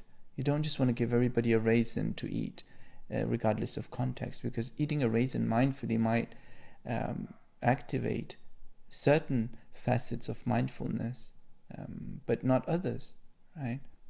So you want to have something really targeted. Some of you will be doing your dissertations on mindfulness. So every year we have a few who do that. And so you would, for that, if you did an experiment online or in person, then it would be a really good idea to think carefully about what kind of induction fits with.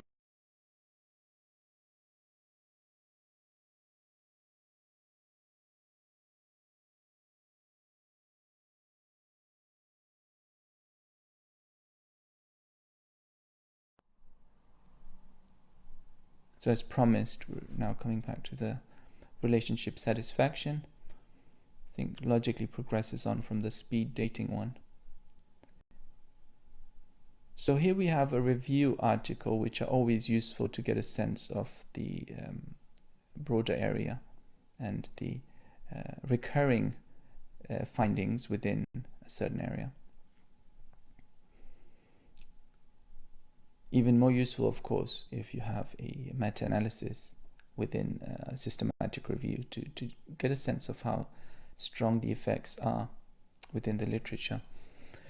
So in this review from 2013, I guess 7 years old, that both dispositional mindfulness excuse me, and learned mindfulness were associated in several studies with relationship satisfaction.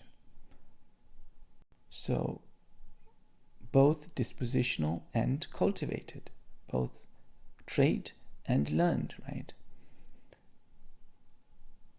With relationship satisfaction. Okay, that's interesting. In fact, some of you are writing your essays in social psychology on relationship satisfaction. So there might be some interesting links might cultivate empathy, compassion, and lower tendencies to be judgmental, and therefore approach interpersonal conflicts in more adaptive ways. Well, yeah, maybe. As we have seen, mindfulness tends to encompass these qualities in a number of different studies that we've already encountered in this module. And so handling the conflicts might be done in a more adaptive way, because one has a tendency to regulate oneself and to emotionally regulate oneself more adaptively, in a more approach-oriented fashion. So do you remember that distinction we made recently in a previous lecture between approach and avoidance orientations? So that's relevant here. I'm not gonna get into that now, but definitely look it up. Individual well-being through mindfulness might facilitate stronger relationships, possibly through higher self-esteem, ability to give, and secure attachment. So here we're touching upon a number of different really interesting factors pertaining to a number of different theories from psychology, broadly speaking. Ability to give, secure attachment style, of course borrowed from developmental. And then we had more recent development, well, relatively recent developments of adult attachment styles. So they may be relevant here. So maybe have a think about what links you can draw between these various theories and what mindfulness might be doing, or why there is an association. I think I have to maybe be a bit careful with some of the wording, because if I say what mindfulness might be doing, there's an implication there that there is necessarily a causal link. And of course, from a lot of these cross-sectional studies, we're not suggesting that there is a causal link. But of course there might be a partial causal link, but one has to be a bit careful when one words that, and that includes myself. Emotional skillfulness may either avoid conflicts altogether or solve them quickly before they strain the relationship. So again, that tendency to not let things accumulate too much, things to worsen before you address something. Again, characteristic of a healthy self-regulation and emotional regulation. Higher levels of general life satisfaction in high mindfulness individuals may also affect their relationship satisfaction. So from other areas of positive psychology, which actually maybe this is a good segue into that, because we're going to talk about that next week. By we, of course, I mean myself. Life satisfaction, big part of your well-being, human thriving, all that stuff in positive psychology. There's some really interesting links with mindfulness, and so maybe that's what's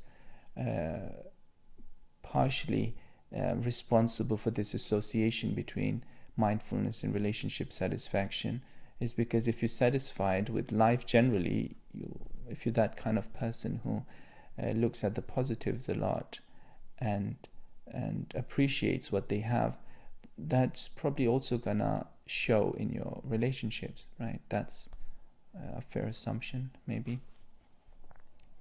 In one study, women with acquired sexual desire or arousal worries underwent a mindfulness-based intervention and reported high levels of indicators of sexual desire and arousal.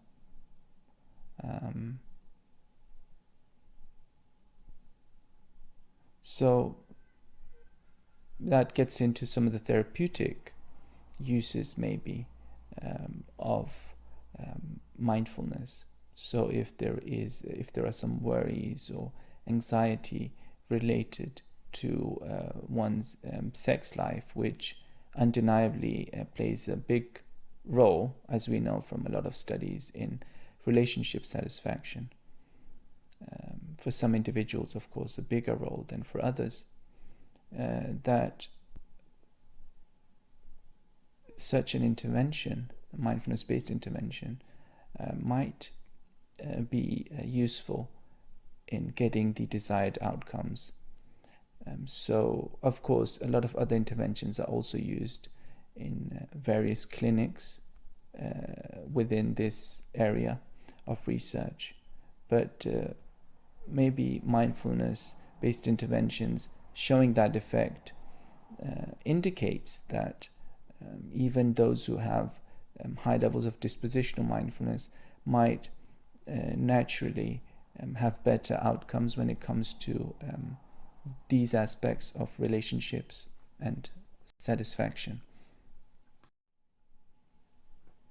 Right, so moving on to interpersonal forgiveness, another widely studied topic within social psychology, deals with how people interact with others and the consequences of conflict and what happens afterwards, forgiveness or maybe not. So perspective taking has previously been associated with forgiveness. A preoccupation with one's own negative emotions particularly can prevent the necessary attention and cognitive resources to put oneself in the offender's shoes. So if one is preoccupied with one's own emotional turmoil, then maybe the ability to take the other person's perspective would be hindered. And so when immersed in feelings of hurt, one is more likely to ruminate, and we've spoken about rumination previously, which might make forgiveness more difficult. So there's spiraling of negative emotions and then maybe holding a grudge and blaming others for how they made you feel. And so that preoccupation maybe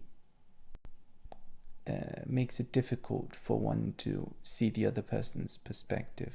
That's what the literature is pointing in the direction of, or at least some of the literature. And so in this study from last year, apparently, they conducted 5 separate studies to see whether both dispositional mindfulness and trained, or also known as cultivated, might be associated with higher levels of forgiveness, right? Why wouldn't you? I mean, if you are low in judgment of others, and if you are so non-judgmental, in other words, if you are calm and collected and sympathetic and very much aware of what's going on within yourself and with your dealings with other people, it kind of maybe makes sense theoretically to predict that you might be more forgiving than other people who might score lower on mindfulness. Maybe. DM was associated with both dispositional forgiveness and state forgiveness. So again, that distinction appears to trait versus state, or disposition versus state. Regarding an actual past offense made by somebody else. So that's good news, I guess. About the actual past offense, as opposed to what? As opposed to something that's made up. So they actually ask people to think about something that happened in the past rather than making something up or having a scenario or some vignettes, as some people do in studies. Quasi-experimental support was found for meditators showing higher levels of forgiveness than non-meditators. So quasi-experimental, of course, meaning half experimental, in the sense that you don't randomly allocate individuals to different groups, because those who meditate, they meditate. Those who don't meditate, so you can't randomly put those into different groups. But at least that's some level of support, that those who meditate had higher levels of forgiveness. as opposed to, of course, the dispositionally higher people in mindfulness, also showing that trend, which is a separate finding, of course, but complements this one. Guided mindful attention instructions resulted in higher forgiveness regarding a past offense immediately after the induction, as well as about 2 weeks later, but only in high DM individuals. So that's kind of really interesting, especially the fact that it was a follow-up study was done, or follow-up measurement was done after 2 weeks. And so this guided meditation that people were asked to do seemed to last that long. Sounds a bit too good to be true. Maybe it's able to last that long, but there's a shortage actually of studies that do follow-up measurements. So we probably need a bit more support to establish that. But this is a good start, maybe. In study 5, I've picked some studies from their article, and of course you should read the articles, all of the ones we cover here in detail, and read about all the studies, ideally, to fully appreciate what was found.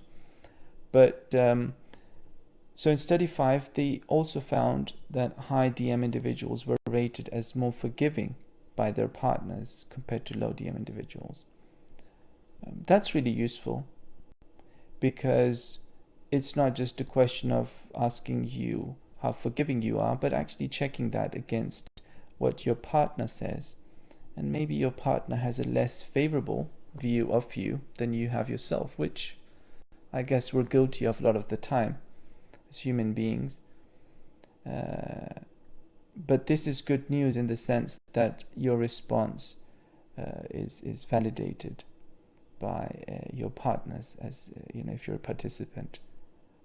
So that corroborates the previous findings in the previous studies that they did.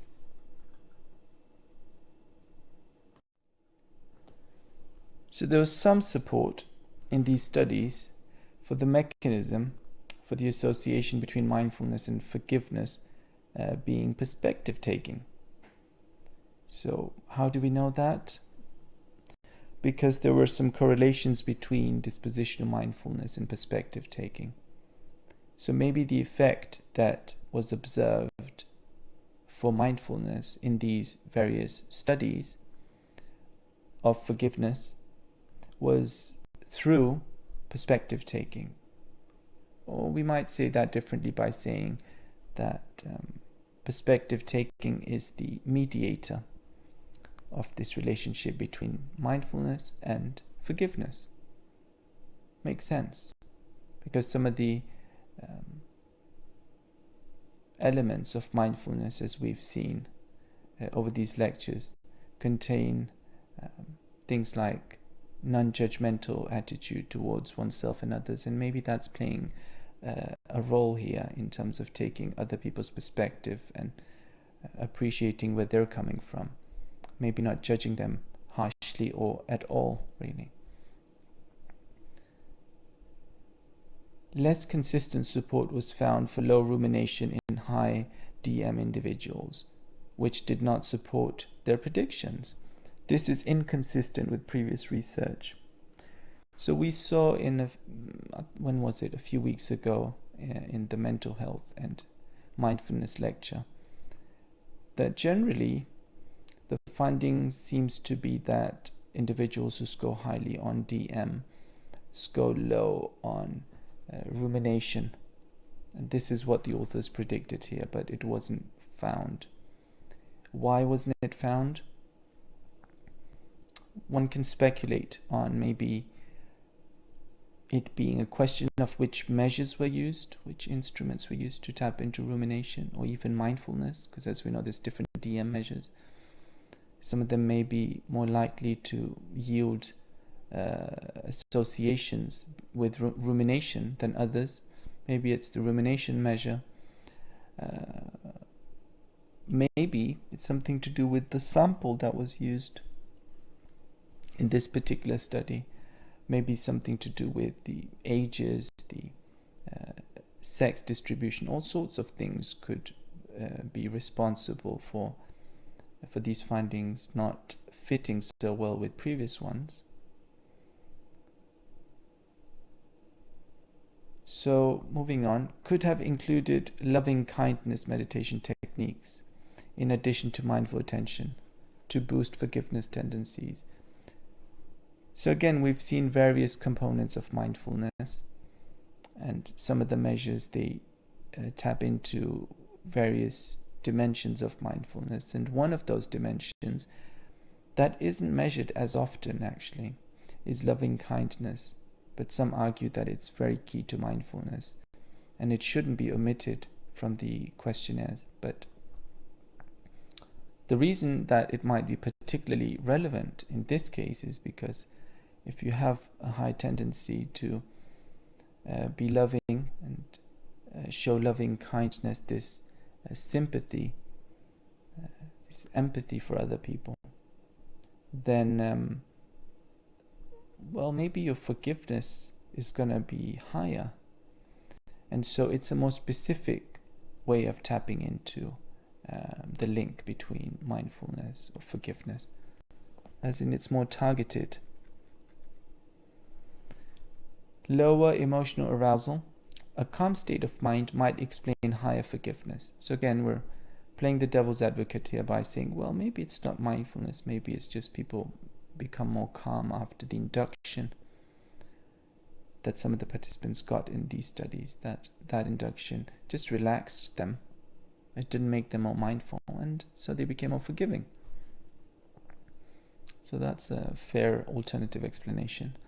Experimental support could be provided for this question by creating offense forgiveness scenarios, either in the lab or in real life. So these are ways in which one might approach this methodology differently, by creating scenarios in a more controlled way. But then again, the question arises of ecological validity. How reliable, how valid actually would such inductions be? How might we test whether the forgiveness in high DM individuals is functional, adaptive, or possibly a risk factor for being exploited? So generally we might see forgiveness as being a human virtue, and as such desirable behavior. But what about vulnerable individuals who might be at a risk for being exploited? Could you take it too far, maybe? And so if you do, it's probably worth being aware of what some of those variables that could account for that tendency, what those might be. Are there certain individuals who are who, when have a high score of forgiveness, could be in a risk group for emotional abuse, for example? It's an open question, maybe worth pursuing.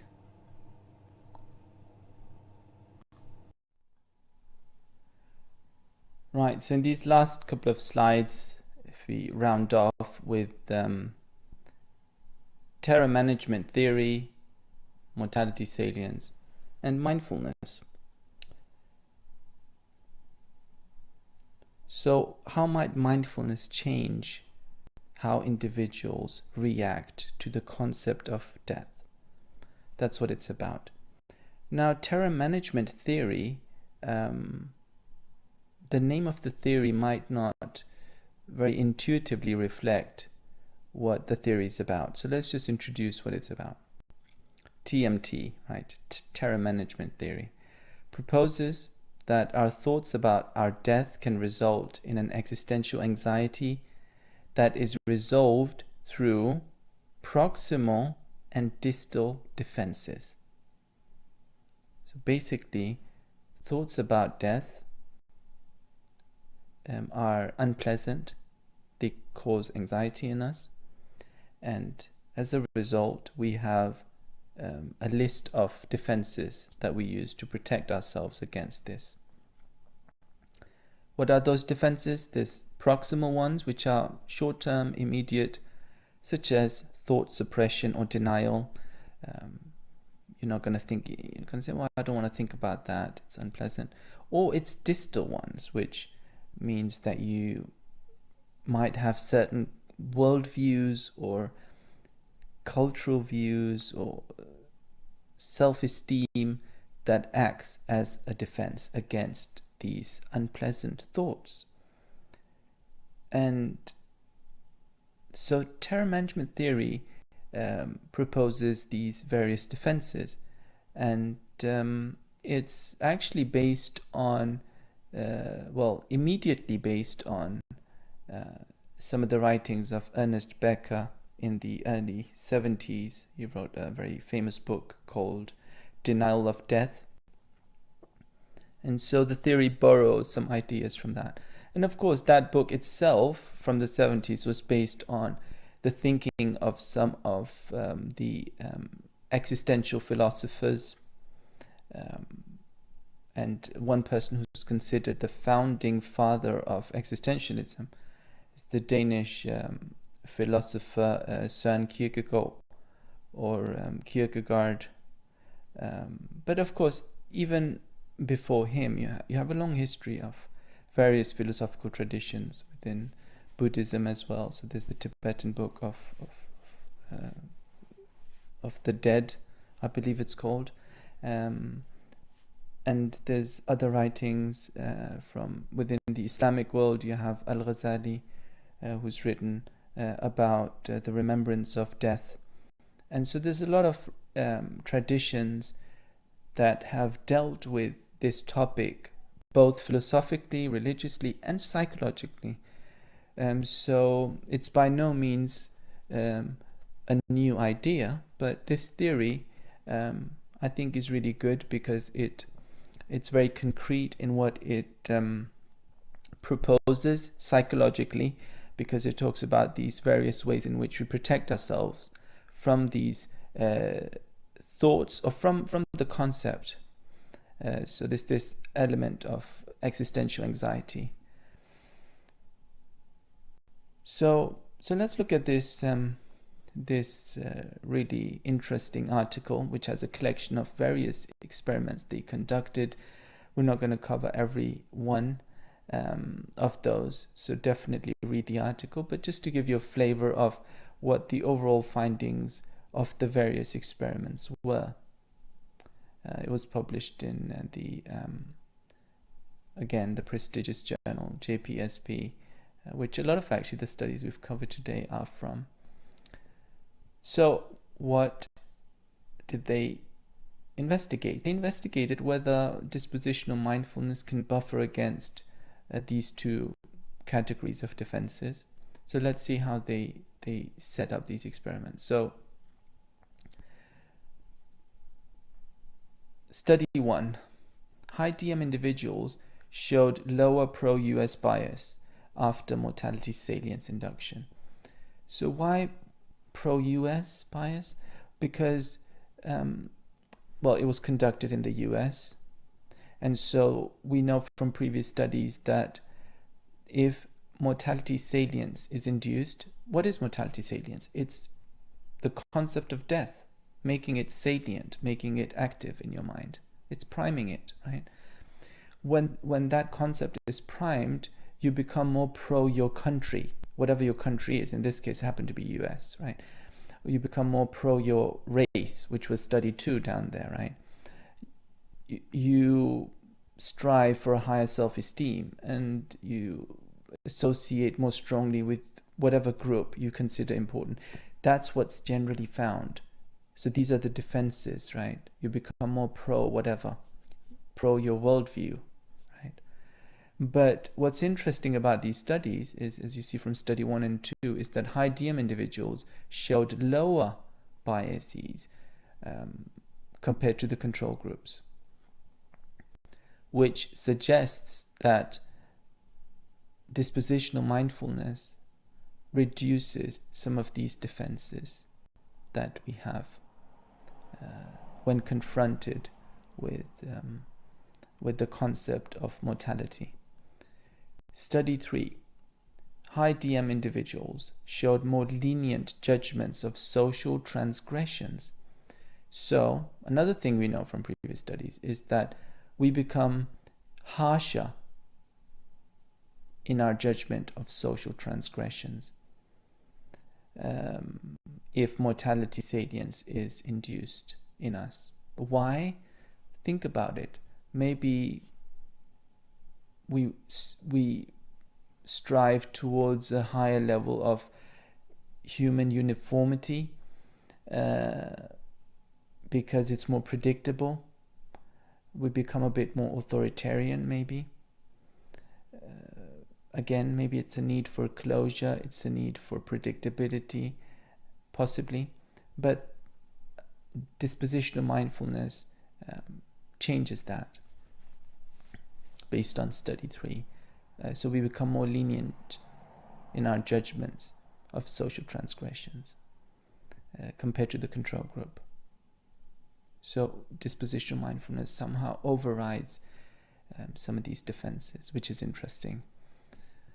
Study 4. The lack of worldview defense in high DM individuals was not attributable to them holding a different worldview.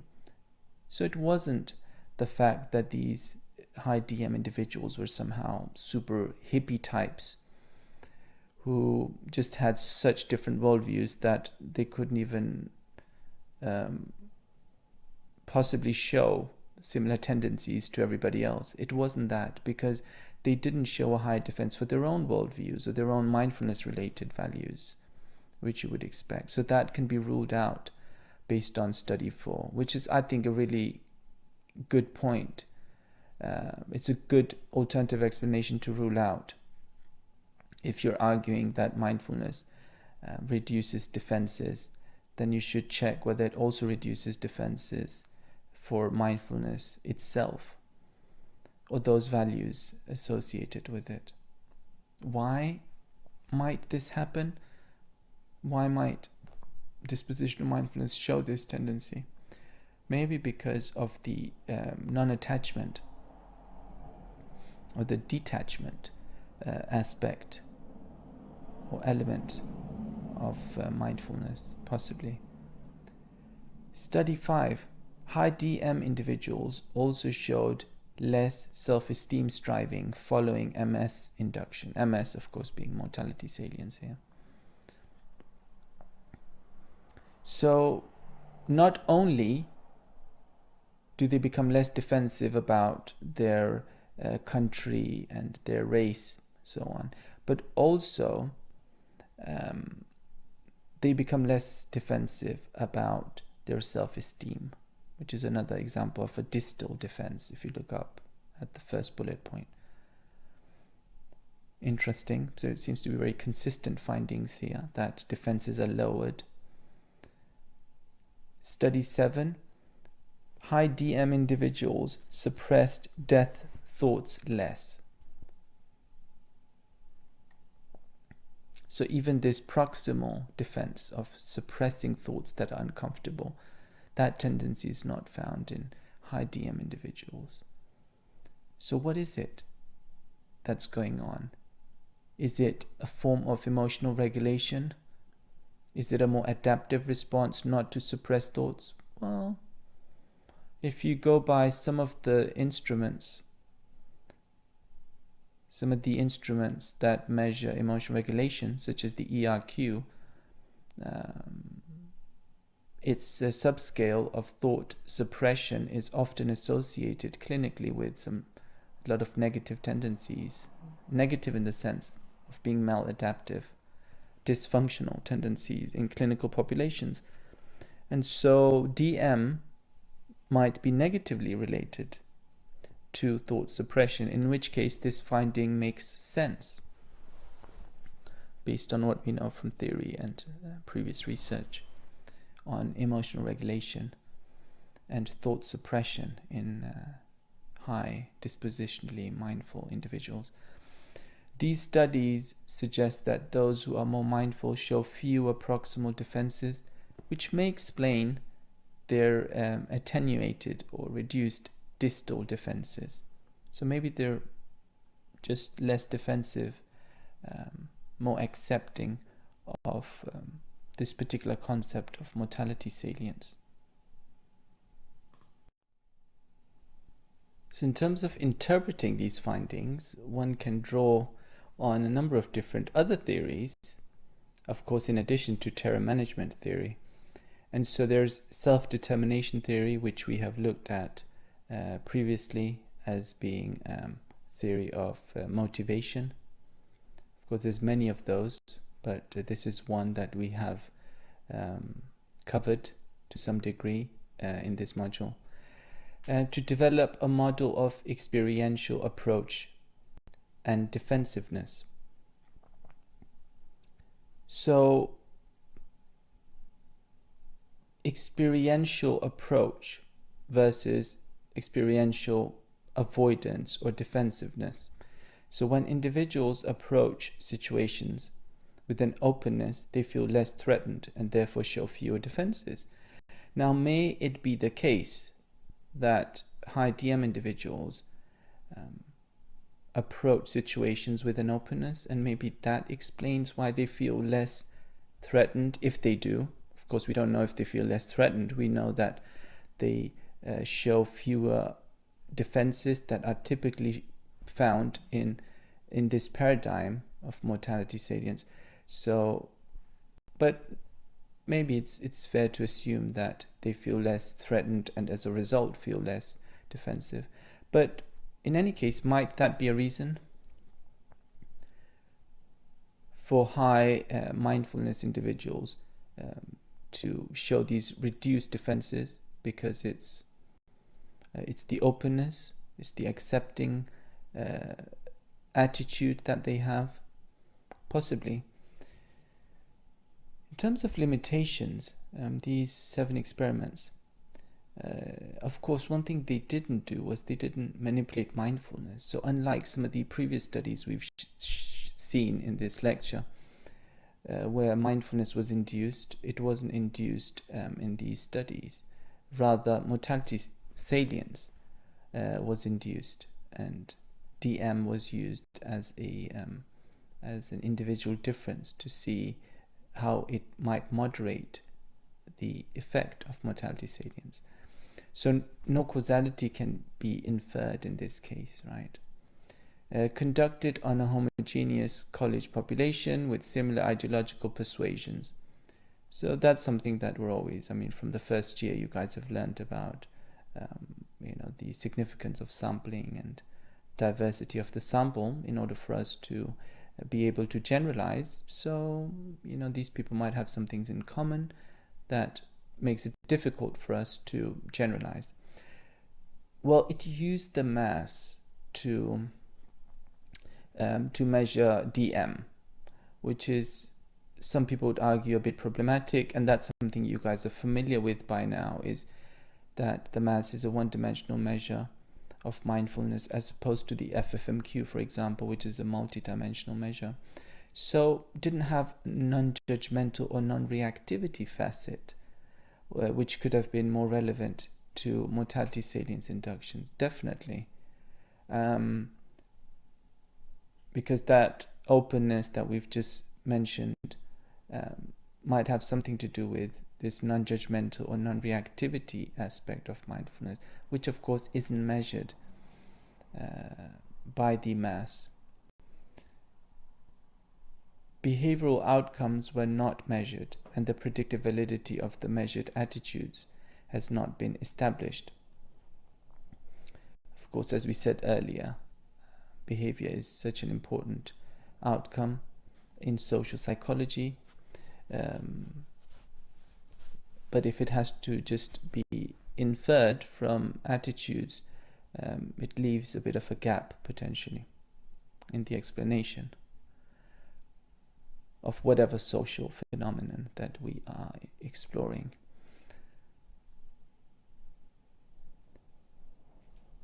Cross-cultural research might be particularly important in this area, given the different perceptions of death in different cultures and religions. Again, as we saw, this was conducted in the US, and so might cultures differ in terms of how they understand mortality? And if that's the case, maybe as a function of religious beliefs, for example, might these defenses manifest differently is question number one. Another question is, might mindfulness play a different role or any role under those circumstances where the worldviews might be different, and maybe, secular versus religious societies or communities or individuals might have very differing reactions, and mindfulness might play a very different role, if any, in different cultures.